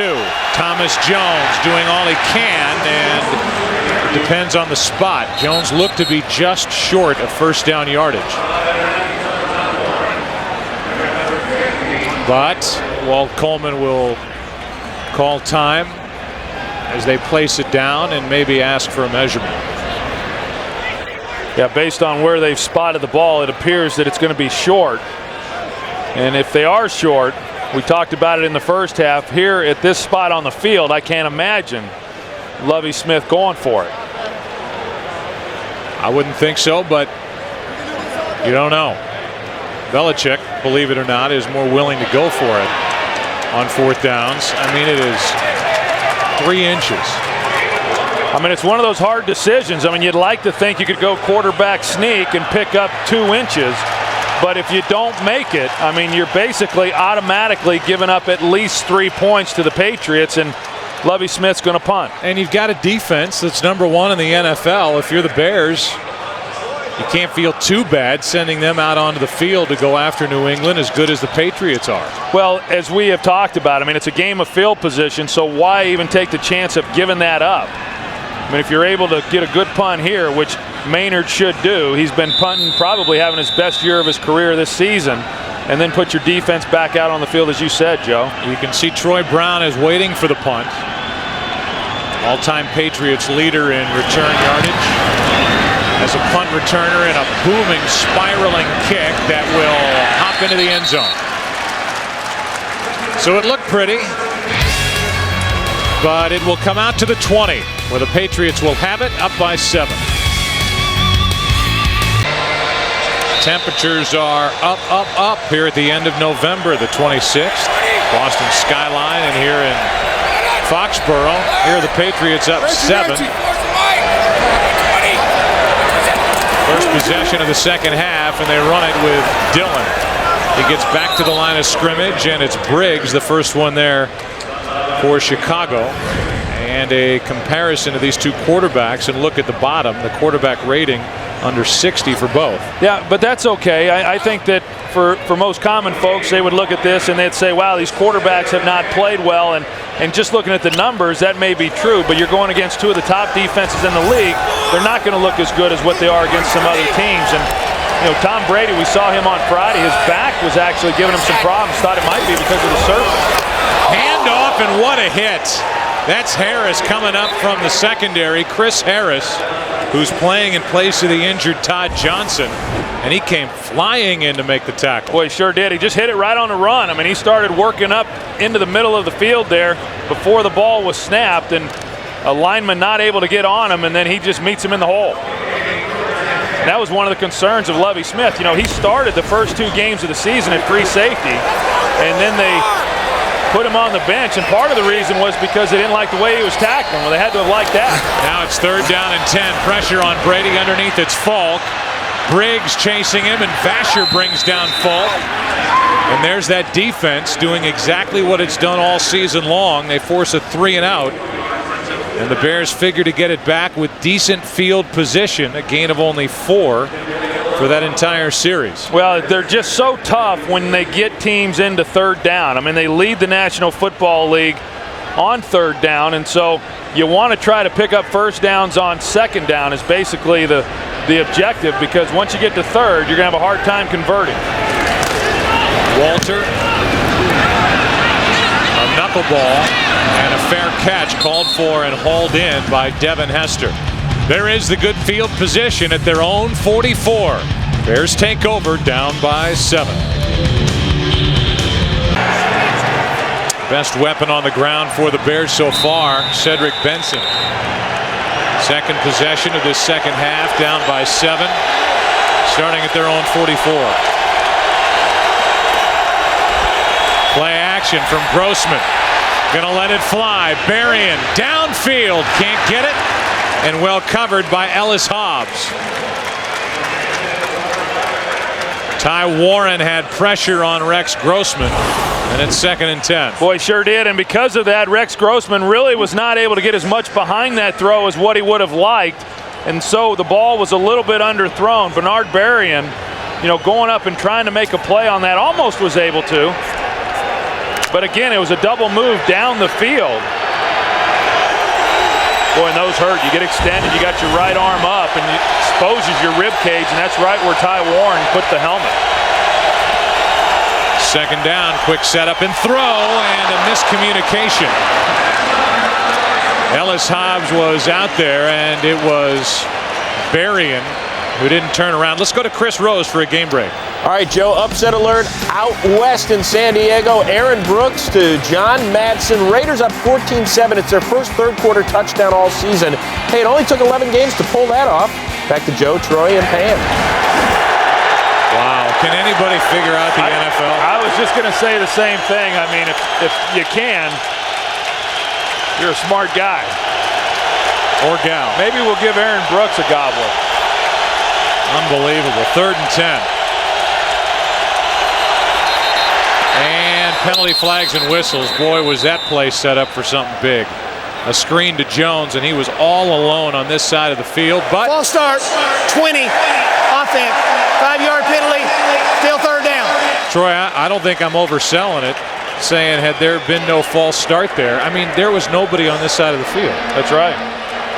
That might have gone for a touchdown. That's how wide open, with nobody in front of him, Thomas Jones was, but the false start wipes it away, and it's 3rd and 15. Well, Chicago, you know, because they did punt with Brad Maynard and then their defense played so well, they started this drive with great field position. They've moved backwards. And now another 3rd and long. Now the Patriots get to tee off. And it's Seymour.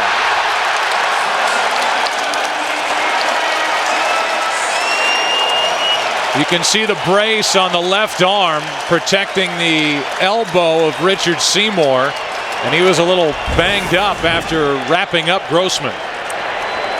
Well, and Richard Seymour, I mean, he has had an exceptional ball game today, and you know, he's such a strong, quick guy, and he starts moving the pile, and then once he gets a quarterback level, he comes off the block and then is able to make the sack. That drive went for -10 yards, end over end, and returned by Kevin Falk. Tripped up, what a play. Good play downfield by Brendan Ayanbadejo.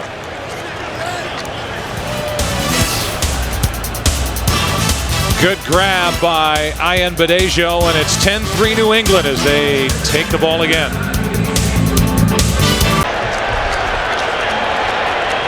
Tom Brady and this New England offense starting at their own 32, up by 7, and a handoff to the up-back Heath Evans. And Evans picks up nada. Tomorrow night on Fox at 8 Eastern, 7 Central. Don't miss the explosive fall finale of Prison Break. It's all new tomorrow at 8 Eastern, 7 Central, right here on Fox. Your discretion is advised.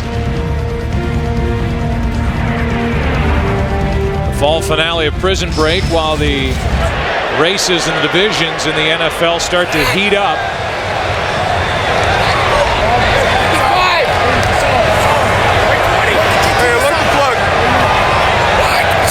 Second down and 10. Brady fires. Maroney out of the backfield. The rookie is beyond midfield, wrestled down by Tillman at the 47. A 20-yard catch and run by Lawrence Maroney.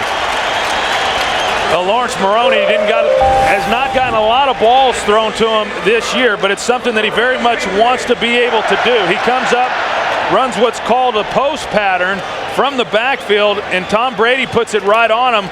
And then there's the weakness. Once you get your in-man coverage, which is what the Bears were in, and once you beat your man, you have a lot of room then there in the middle to run the football. 9.5 to go, third quarter. Maroney stretching it. Runs into Urlacher. And Urlacher, after a gain of 2, throws down Lawrence Maroney. You know, Stephen Neal is a world champion wrestler, their right guard for the New England Patriots. But I'm not so sure that Brian Urlacher didn't play a little wrestling himself at somewhere during his career. You see here, he gets a hold of Maroney at the end of the run. And then this takedown. Under 9 to play in the quarter. Second down and 8. Brady, Jackson, and the pass is broken up by Tillman. He didn't turn for the ball, but there was no contact. Tillman was there. There is no flag, and it's third down for New England. Yeah, that was close. I mean, we talked about the speed of Chad Jackson, but Tillman never gets turned around. It's a little bit of a face guard there. You know, you cannot put the hand there in the face of the receiver. You know, he never turns and then tries to make a play on the ball.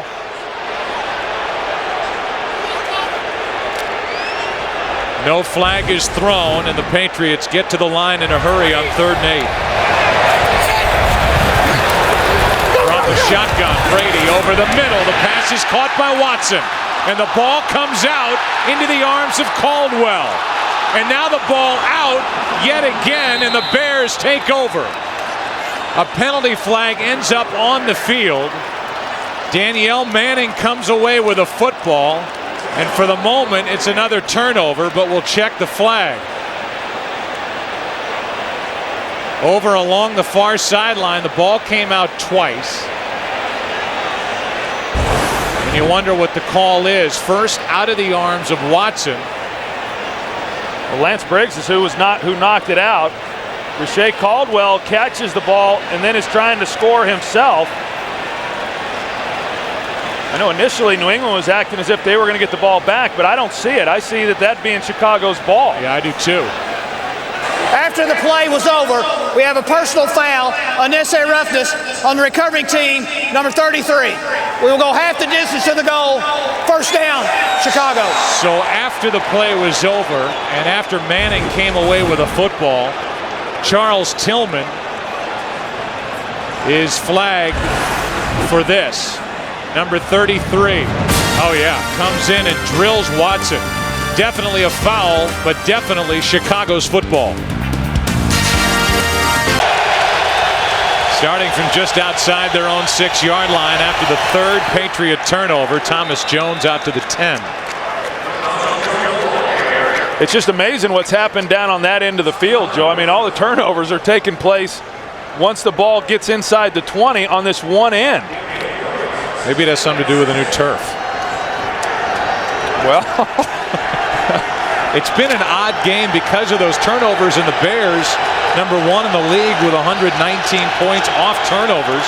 When they get them, they have to go down the entire field, as they do here. Second down and 6. Grossman fires for Muhammad.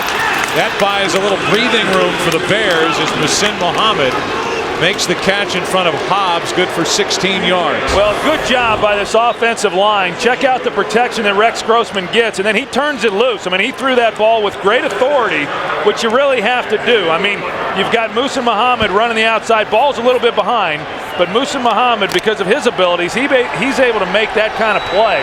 But what a great job by Rex Grossman getting the offense off the goal line and out here now closer to the 30-yard line. First down, Chicago. Grossman under pressure, floats it for Muhammad. Incomplete. James Sanders coming on a blitz.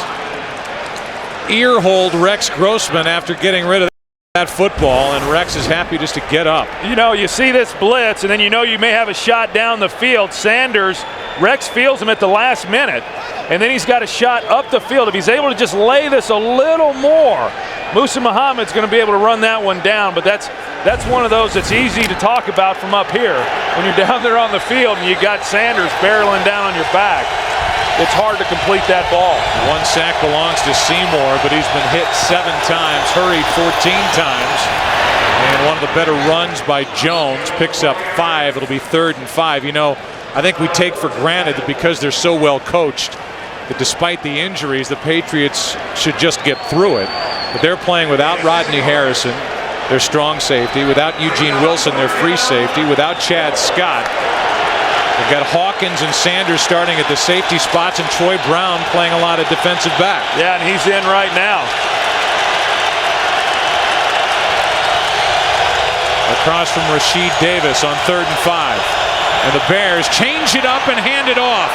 Thomas Jones makes a move, a couple of extra yards around James Sanders, who makes the tackle after a gain of 17. Well, good call there by Ron Turner. He's done this a couple times now on 3rd down. They get a push again. They push it down. They bring Reuben Brown, 74, around. And then Thomas Jones, you can see some of the moves that he has. He's more of a slasher, but when he sees the whole front side, he has the discipline to stay that side and pick up some good yardage. On 1st down, Thomas Jones again picks up 3.5. We talked about the playing field. They've installed field turf, and you go back 2 weeks, the November 12th game against the Jets. Brady could barely stand up, and a process that normally takes 6 to 8 weeks was completed in 8 days to get this field ready for tonight's game. And I still think that if it normally takes 6 to 8 weeks to do the job, that something's not the way it's ultimately going to be.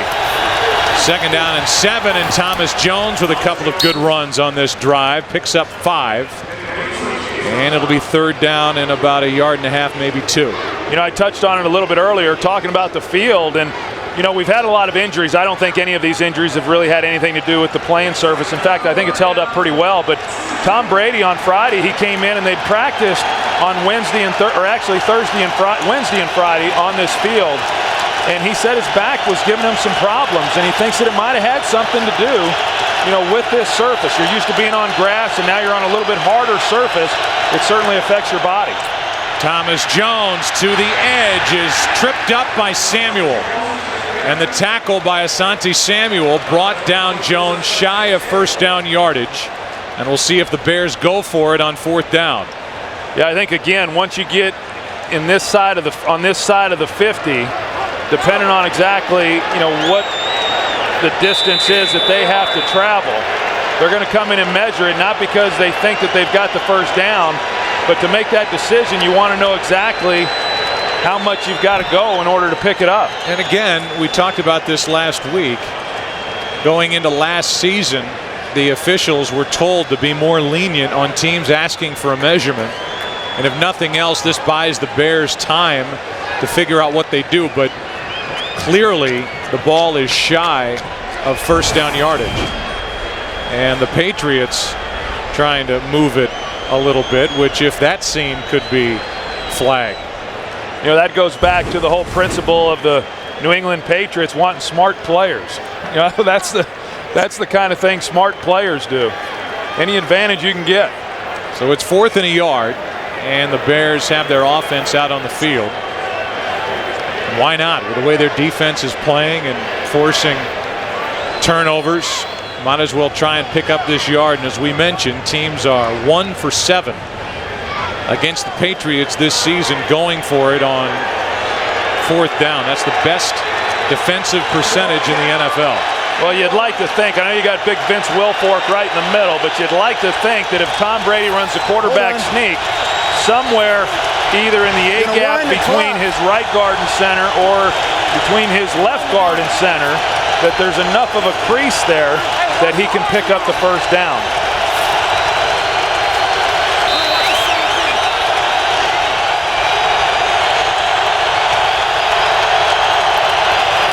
He carries it, and Grossman is brought down right at the marker.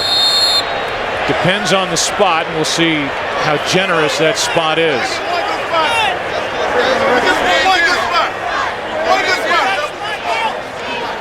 I've always said, it is hard for an official not to give that play the benefit of the doubt for the first down because they don't really know exactly where the ball was at the bottom of the pile. It looks, Troy, from here to be enough. They did not have to get it all the way to the 39-yard line, but they're going to bring the chains out on the field again. Grossman hoping that it's a first down, and it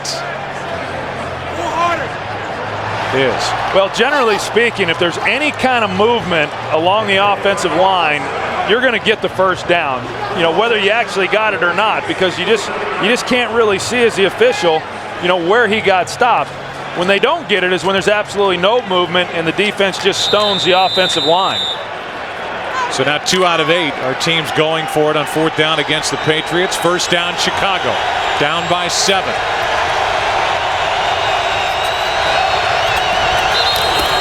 Coming across was Colvin. Was he drawn off? Yeah, he's claiming that John Gilmore moved.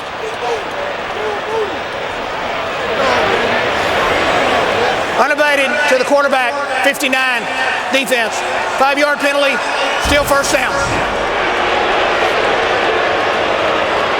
That is the first penalty of this game against the Patriots, and it certainly looked like Gilmore stayed still.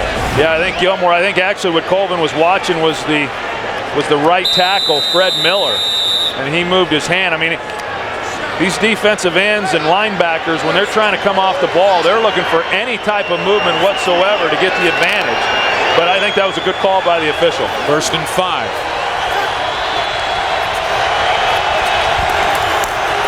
And with it, a carry by Thomas Jones. Picked up 4. We meet Rex Grossman, favorite musical artist, Coldplay. Favorite place in Chicago, like a lot of people, Rush Street. Would like most to visit Rome. First job, cable guy. As we show Larry the Cable Guy and his worst job, you can read for yourselves. Doesn't get a lot worse than that, does it? It's not good. 2nd down and 2. Quick snap. And Jones has been much better in this second half. He picks up a first down for the Bears.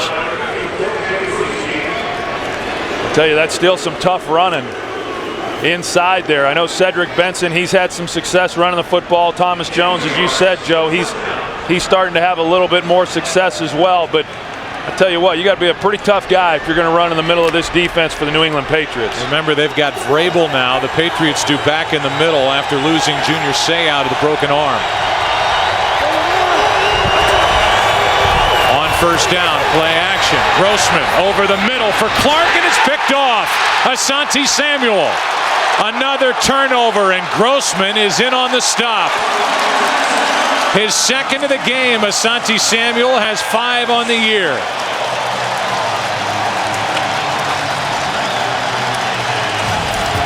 Inactive last week, bothered by a bad knee. His hands are fine.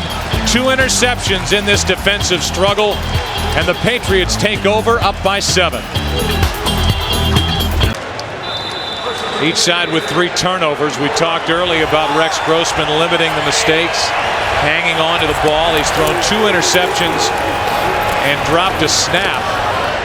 Harris comes in to make the stop, a gain of 4 by Corey Dillon. Well, here's Desmond Clark. That's the route that he's going to run. He's actually got a shot for him. Rex Grossman reads this out very, very well. It's just ball location. The ball needed to be thrown on the inside. He throws this behind Desmond Clark, and that's why Asante Samuel was able to make the interception. Then you got Vince Wilfork, who comes in on Miller and just lays him out at the end of that play. Wilfork's been knocking down a lot of people tonight. Second down and 6, and a blitz from the Bears. They don't blitz a lot. Harris has been busy. The safety came up to make the hit, a gain of 3 on Corey Dillon. It'll be third down for New England. I tell you, think of the opportunities for both of these teams. There's been so many turnovers down in the red zone area, and you know, that's points. You're giving up points every time that happens. Now, on the good side of it is at least you're pinning the opponent's offense back down in there to where they're having to go the length of the field. But boy, just a lot of bad plays down in the red zone for both teams. Bears with more yards on offense than the Patriots to this point. Over the middle, that's in the air, and that's picked off. That's Tillman grabbing it out of midair after the tip, and now the Bears have good field position. A tipped pass. Troy Brown, the intended receiver, and Tillman gets the pick. Yeah, and initially Tom Brady had all kinds of time, and then Tank Johnson came in there and forced the high throw, which got the ball tipped. So the Patriots hand it back to the Bears, who were down by 7. The Chicago Bears defense, number 1 in the NFL coming in, has forced 4 Patriot turnovers. 2 interceptions by Charles Tillman, and the latest after a tip from Danielle Manning brings the ball out to the 47-yard line. The Bears have it down by 7. That's Benson. He picks up 2, and we go back to the interception. Well, watch Tank Johnson and how relentless he is in his pursuit. Charles Tillman's going to get credited with the interception, but it was Tank Johnson who kept playing, got pressure in on Tom Brady. Tom Brady had plenty of time to get rid of this football, but because Tank Johnson kept coming after him, he forces the high throw, which Manning gets the hand on, and then Charles Tillman gets the interception. Under a minute to play in this third quarter, 2nd and 8. Grossman fires out of the reach of Clark, his tight end, who was wide open. And it'll be 3rd and 8. You know, and that's the one you can't have. I mean, we've seen some errant throws from Rex Grossman, but in order to stay ahead of the chains against a good team, you've got to be able to connect on those types of throws. Heck, you got to be able to connect on the opportunities you have down the field when you had Desmond Clark. But I think it's that inconsistency, again, going back to what we talked about earlier in the game, that has everybody just a little bit reluctant to jump on this Bears bandwagon. And has a lot of Bears fans still wondering how good this team would be if Greasy was at quarterback. On 3rd down and 8. Down the middle of the field, Berrien again, Bernard Berrien, and they'll throw the flag. Artrell Hawkins downfield, the 2 are hand checking, and they throw the flags inside the 10.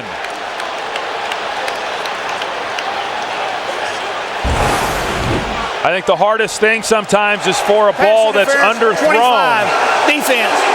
Ball will be placed at the spot of the foul. First down. I think it's a bad call, but Grossman had pressure in his face, and he's not able to get the ball quite far enough. And for a defensive back, when you're running full speed with a speed guy like Berrien, not knowing exactly where the ball is, you know, that is tough on a defensive back. I didn't see enough contact there to warrant pass interference. It's a 45-yard penalty. I'm with you. Hawkins has got every bit the same chance to make a play on that ball. He did get his arm out, I think, in an effort to go after the football, had better position for the pass than Berrien, and the 45-yard penalty makes it 1st and goal. Now a Benson carry for 2 yards makes it 2nd and goal, with a ball sitting just inside the 4-yard line, and that will do it for the first 3 quarters here in Foxboro. A big penalty called against Hawkins and the Patriots. Back after this from your local Fox station.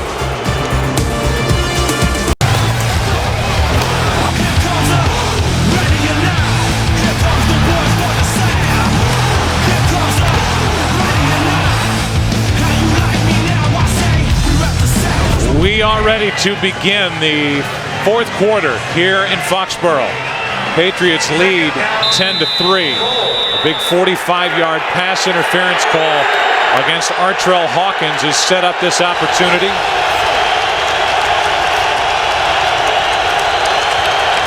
Second and goal.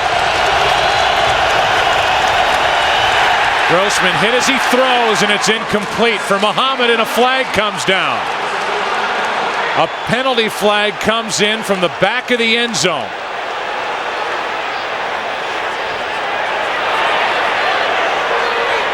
Prior to the pass, holding, 27, defense. Half the distance to the goal, first down. He gets Ellis Hobbs on a hold. We'll take a look. Yeah, a little stutter move there. I don't know. There was contact made, but that's not what brought the call. You saw the extended hand of Hobbs, but it didn't look to me like he had a hold of the jersey. On 1st and goal, it's Benson. Benson in for the touchdown. And the Bears take advantage of the pass interference call, the defensive holding call, and Benson pounds it in from 2 yards out. And with the extra point coming, the Bears have a chance to tie this game. You know, they just run it behind this left side of the offensive line. Reuben Brown leading the way. They get help from the fullback and then punch it in. But you're right, all set up due to penalty. 4th rushing touchdown of the season for Cedric Benson. And it's 10-10. Turnovers galore, and the Bears take advantage of the latest. They get this pass interference call and pound it in with Benson. They've tied it at 10 here early 4th quarter.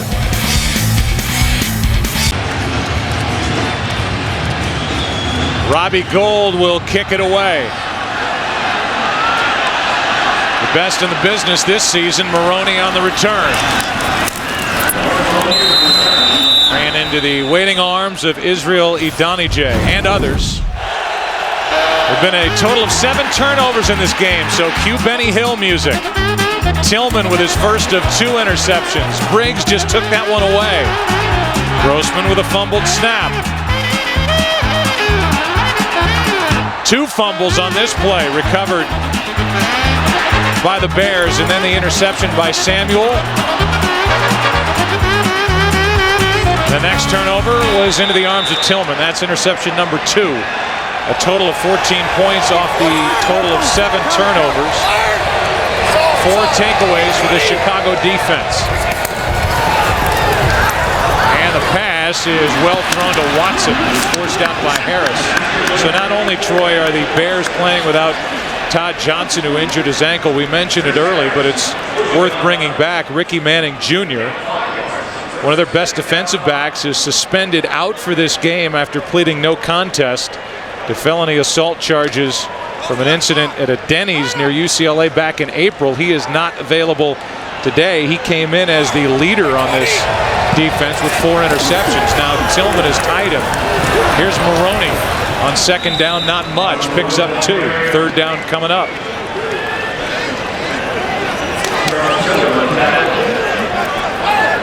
Well, you know, Ricky Manning, he's going to be out as he is tonight, but he'll be back next week. And I know Lovie Smith, he wanted him to go ahead and serve that suspension and get it out of the way, and so that it didn't linger with an appeal and all of that. I know in talking with Brian Urlacher, he was not happy about it at all, that it wound up happening with this game and what they view as the biggest game of their season to date. Third down and 3. Brady. Time running out, buys some time and airs it out. Watson downfield. Benjamin Watson with a catch inside the 30.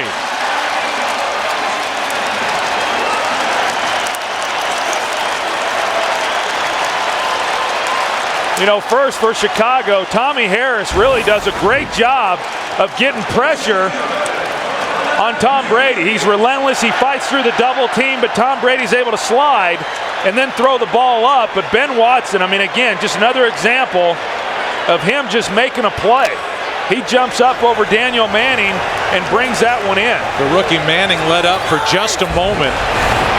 Watson kept going while Brady bought time, and it's a 40-yard completion, a reverse.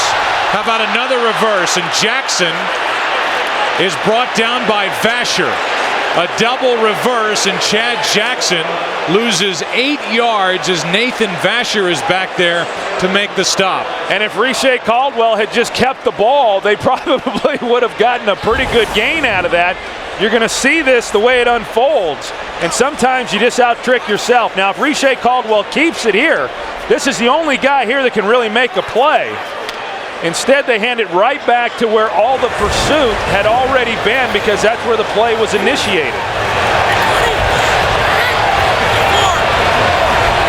Loss of 8. Second down and 18. Brady underneath. Fall to the 25. Gain of 9. Third down coming up. Next week's games. It is another doubleheader day on Fox, and we will be at the Meadowlands for a big one with the Giants and the Cowboys. Giants are trying to hang on at Tennessee, up by 7 over the Titans. Yeah, they jumped out on them early, 21 points, and Tennessee getting back in that game. Third down and 9 for New England.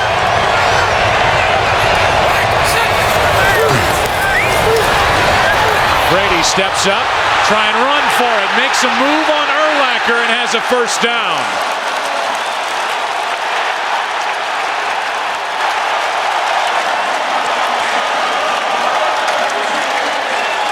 I'll tell you, that's one you don't see very often. You got Urlacher going against Tom Brady in the open field. Here he is in the middle. Tom Brady sees the opening, and he does not pick up the first down if Urlacher makes the tackle there. You know, Tom Brady had just enough swivel in his hips. An 11-yard run on third down and 9, and now a fullback carry by Heath Evans. Down to the 9, maybe the 8.5. How about after picking up the first down, the emotion let loose by Tom Brady after picking up the first down? That's the old Michael Irvin move right there.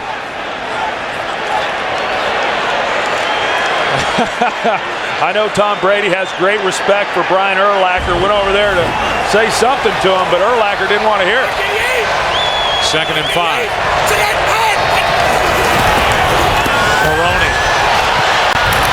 Urlacher the first one there. Maroney picks up 2. Third down coming up. I tell you, this is an impressive drive for Chicago. Or excuse me, for New England. Chicago, what I was going to say, went down and they get the touchdown, and for New England to answer and come back on this possession, the very next possession after Chicago's score, and be where they're at. This is a good job on their part. Started at their own 27. 8 plays, 66 yards against the top defense, and on a quarterback sneak, Brady looks like he has enough for a first down. It depends on the spot. Started to lose the football.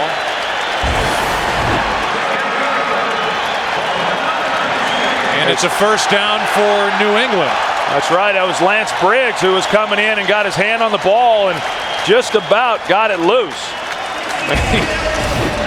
Only imagine if they get down here again and then turn it over. Vrabel, number 50, is in and eligible. And a weapon. First and goal.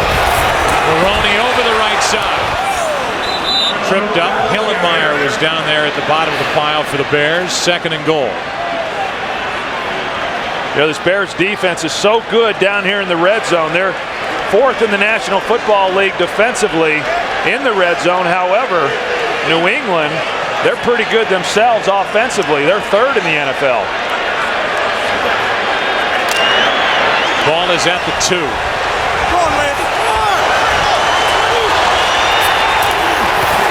Brady keeps it, flips it. Watson for the touchdown.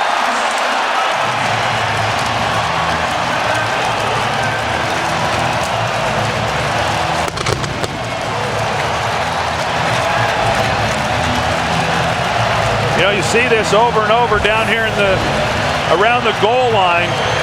When you're trying to play run, it's very difficult then to get into a position to be able to stop the pass. And you know, Tom Brady could have made it a heck of a lot easier on Ben Watson making the play, but good concentration by Ben Watson to bring it in.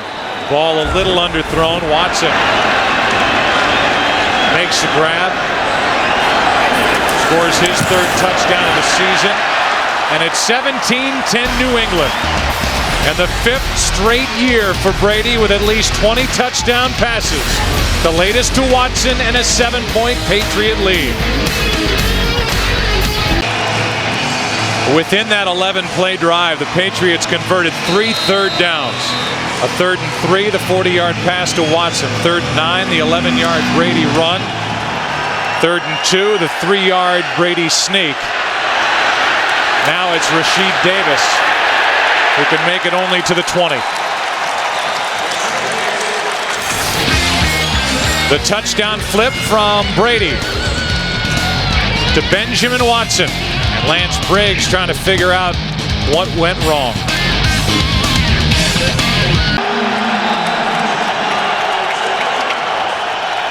Brady now will stand and watch as Rex Grossman takes over.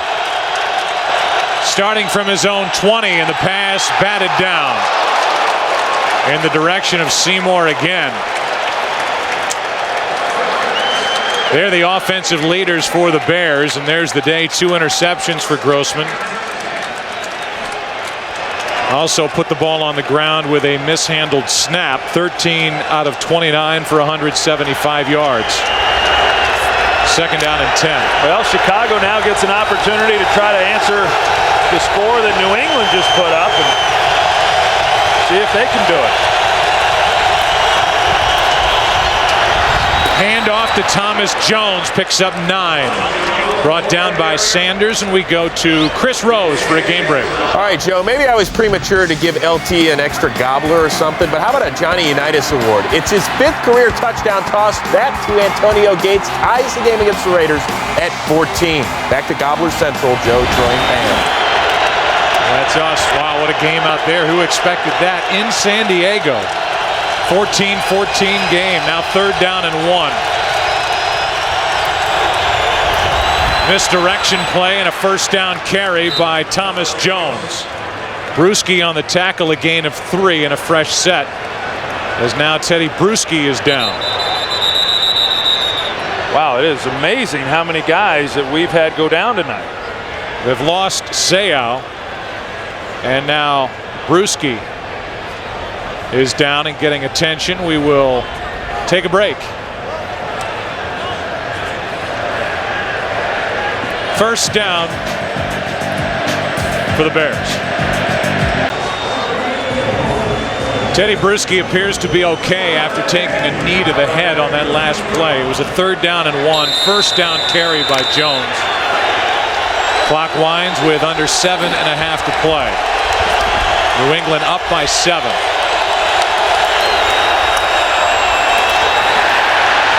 Jones making the most out of that play, getting it up to the 49-yard line. That looked like it was going nowhere, and Thomas Jones able to bounce it for 18 yards. I tell you, that looked like the kind of stuff Walter Payton used to do. I mean, you watch him to the front side, and it's all bottled up. I mean, right here, they have him. Richard Seymour comes in and bangs him, but he doesn't wrap him up, and Thomas Jones bounces out of that. I tell you, so many times we see tacklers come in and not use their arms and wrap people up, thinking you can just knock them to the ground with a shoulder. That time it cost the Patriots. Teddy Bruschi back in the game as Jones carries it. Thomas gets it into New England territory to the 48. Tuesday at 9 Eastern, 8 Central. Watch the Emmy Award-winning smash hit House. All new at its new time. Tuesday, 9 Eastern, 8 Central, right here, only on Fox. Your discretion is advised. Second down now for Chicago. 2nd and 7. Trying to answer the New England touchdown.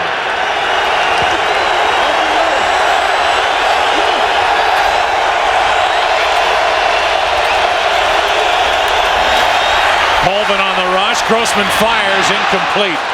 Off the hands of Muhsin Muhammad. 3rd down, and you look at the numbers in the 4th quarter closing time for Rex Grossman this season, and the 2nd lowest quarterback rating to Andrew Walter of the Oakland Raiders. Well, that would be a little bit of a concern. I mean, it certainly would be a concern in this game. You know, in any game when you're playing against an opponent that's of equal talent as what you are, because these games come down to the 4th quarter and your quarterback's got to dictate whether or not you're going to win. 3rd down and 7. Off his back foot. Firing it downfield. More contact and a flag. Hobbs was down there with Bernard Berrien, and they'll throw the flag again. It's the best play the Bears have had, Pass really. interference, 27, defense. Ball will be placed at the spot of the foul, 1st down. You know, the double move, slant and go, and Hobbs tries locating the ball, and I think their feet just get tangled up, and you know, it's a hard one because there's going to be contact, and the defense has just the same amount of right to go up for the ball as what the offensive player does. The ball was thrown inside. It was going to be a very difficult ball to catch as it was. But then you pick up all these yards. I've always said that I think that pass interference should be a reviewable play. As it is, a 30-yard penalty. There was some contact with the upper body prior to their legs getting tangled. And if Thomas Jones won't go down, picks up 3. I will say there was at least more contact down the field with Hobbs and Berrien than there was on that 45-yard penalty with James Sanders that led to their last touchdown. Well, and the reason the ball was thrown where it was, I'll tell you, Rex Grossman he's been under a lot of pressure. I mean, there have been times when he's had time to throw the ball, but for the most part, he has had to get rid of the football with people in his face, and he's taken a lot of hits. I mean, you can say what you want to about Rex Grossman. This is a tough individual. 2nd down and 7. And timeout Chicago. So a timeout for the Bears. And if not for a couple of huge pass interference penalties, where would the Bears be? But now they've got their opportunity, and we'll see what they do with it, as they've at least taken advantage of it one time on their last drive when they went in for their touchdown. Yeah, I mean, this has just been a great game. I mean, it's been everything that we hoped that it would be coming in. I don't know that any of us expected the number of turnovers that we've had. I think it points out that as much as coaches want to talk about not turning the ball over, Lovie Smith said, hey, we got to protect the football. Bill Belichick said, going up against a great defense, got to protect the football. That, you know, the game doesn't always play out that way. But outside of that, this has been a well-played game, and about what we thought between two evenly matched teams. Yeah, and two defenses that came in playing very well, not giving up a lot of points. The Chicago defense doing its usual work. And the same can be said. You know what will be the talk after this game, if the Bears should come back, will be the pass interference calls. One against Hobbs The previous one against James Sanders that has given Chicago life as they trail by 7 here. Out of the backfield, Thomas Jones. Colvin had it sniffed out.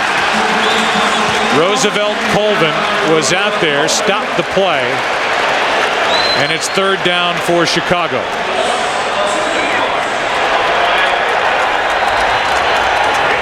Meanwhile, in Tennessee, what was a 21-0 Giants lead has turned into a 21-21 game with under a minute to play there. Well, Rex has got to be smart here. I mean, it's 3rd and 9, and you want to pick up the first down. You want to come away with a touchdown, but you at least want to get 3 points. Blitz from New England. The pass is caught, but well played by Samuel. Rasheed Davis made the grab, short of first down yardage, and the field goal unit will come on for the Bears. Asante Samuel has had a nice game. He has 2 interceptions and made that play on the catch by Rasheed Davis. He has had a good game. There's been a lot of guys out here tonight that have played exceptionally well. Asante Samuel, who did not play last week, has been bothered by a knee injury, coming back here tonight and has had himself a very good game. 32-yard try here for Robbie Gould. 1 for 2 on the night. Maynard gets it down and Gould drills it. It's a 4-point game. And while we step aside here for a moment, we'll go for a game break and say hi again to Chris Rose. All right, Joe, here's what you were talking about. Vince Young to Brandon Jones. Titans down 21-0 at 1 point. 3 touchdowns in the last 9 minutes. Yeah, it's tied at 21 with under a minute to go. Back to Joe, Troy, and Pam. And one highlight that Chris did not show us was a 4th down and 10 where the Giants had Vince Young pinned for a sack, let him out of it. Vince Young ran for the first down and then ends up throwing the touchdown pass to tie it. Vince Young looks like he's back at Texas in the Rose Bowl last January against USC, the way he's running around and through this Giants defense. So they've got 32 seconds left there. Here 3.5 minutes in a 4-point game, and the Bears will send their defense back onto the field. They have 2 timeouts remaining, just so you know. Yeah, and it's going to be vital that this defense forces a 3 and out. Because if they start burning timeouts, once it gets to 2 minutes, then the Patriots can just run down the clock. So the #1 defense is going to get tested and is going to be asked to do a big job here on this next possession for New England.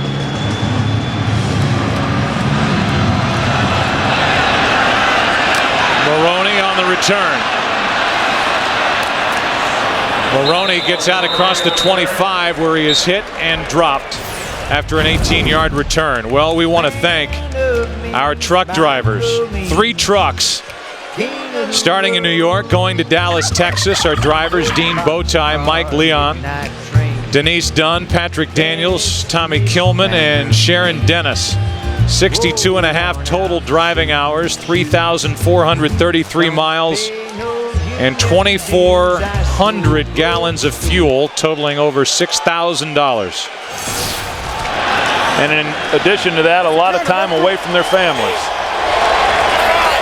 So many people that have been lugging our equipment all over this country to bring you 3 football games in a week with our team. Brady fires, and he's got Rashae Caldwell wide open.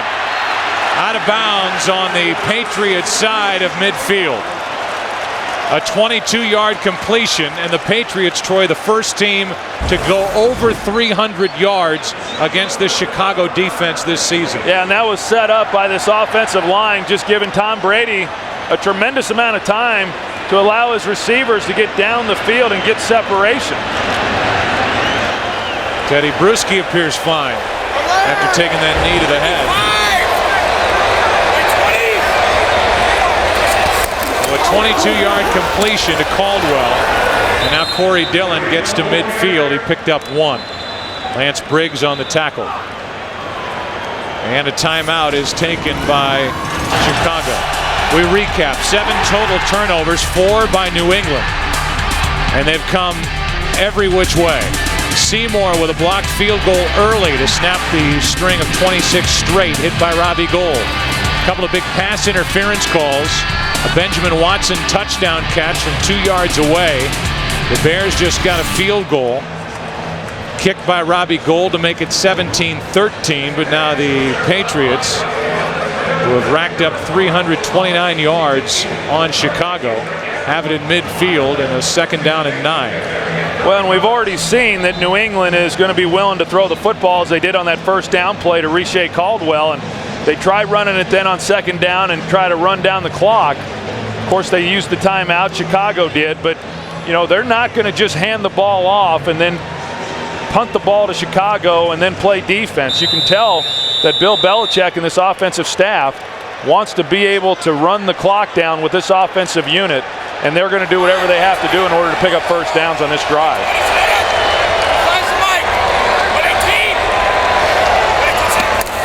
2nd down and 9. Play action from Brady, who's hit as he lets it go. It's incomplete.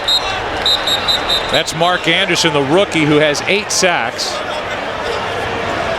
which ties a Bears rookie record. They took half a sack away during the week. Yeah, he's right here on the end, and he is a special player. I mean, he has done a great job this year. He's got such great speed and athleticism, and he's able to keep his pad level down, which is something very hard to do when you're running around the edge. But he has the ability to do that and made a big play there because he doesn't get the sack, but he's able to at least force the incompletion, and then they don't have to use their last time out. 3rd down and 9.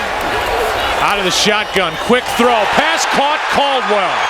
Riche Caldwell down inside the 30-yard line. Dragged down by Tillman. A 20-yard completion. Now they get the ball into the hands of Caldwell right away, and Charles Tillman, you know, tries to come up and make a play. If he's able to make the tackle, he leaves him short of the first down, but he slips, and Caldwell picks up the first down.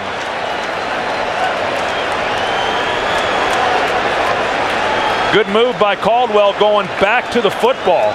He didn't wait on it. Had he have waited on the ball, Tillman probably makes the tackle, but because he went towards the football and got it, he had the angle then to get by Tillman. Approaching the 2-minute warning, and Heath Evans carries it, picks up 2. With 2:18 to go, the Chicago Bears will spend their final timeout. The OT presented by Lowe's is coming up immediately following this action. Scores and highlights from this week 12 around the NFL. A Giants meltdown as the Titans are seconds away from winning that game, scoring 24 unanswered points, and a BCS standing shakeup. 6 seconds remain in that game, and the latest 3 points picked up by the Titans after another Eli Manning interception. Yeah, that's a disappointment for the New York Giants. And this game right here, the Patriots are going to have to pick up one more first down in order to run this clock all the way down, because they're going to get the benefit, the Bears are, of the 2-minute warning. And so one more first down will end this game and allow New England to go away with a win. It's 2nd down and 8.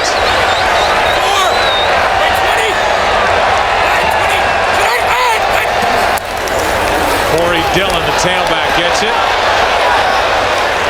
First hit by Tommy Harris, and they will mark Dillon as the two sides get into it. Tillman is in the middle of it, along with Matt Light. There are no flags down on the field that I see. We are at the 2-minute warning. And it'll be 3rd down for the Patriots. 3rd down and 5 when we come back. Tillman and Evans started it. Light was trying to play peacemaker. No flags thrown on that. 3rd down for New England when we come back.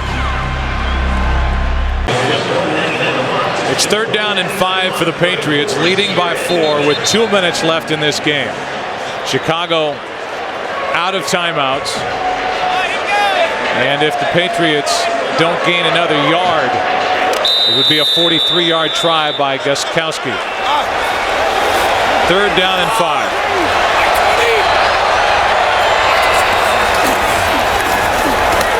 Corey Dillon carries it on 3rd and 5, doing all he can. Ball is out.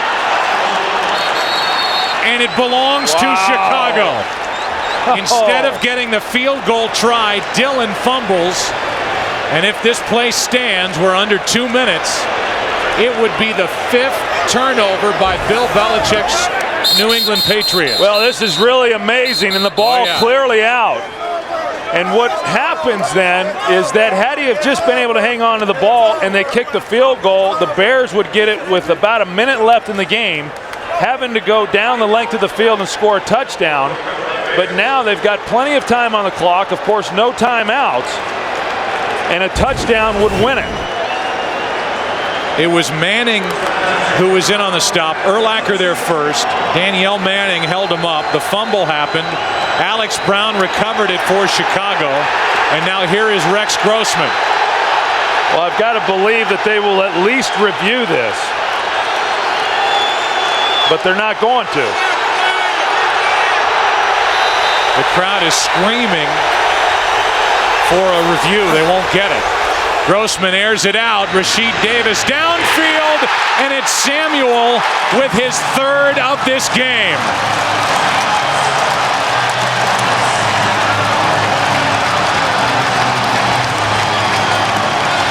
Asante Samuel with his 3rd interception of this game hauls it in, and the New England Patriots will take over up 4. The Bears are out of timeouts.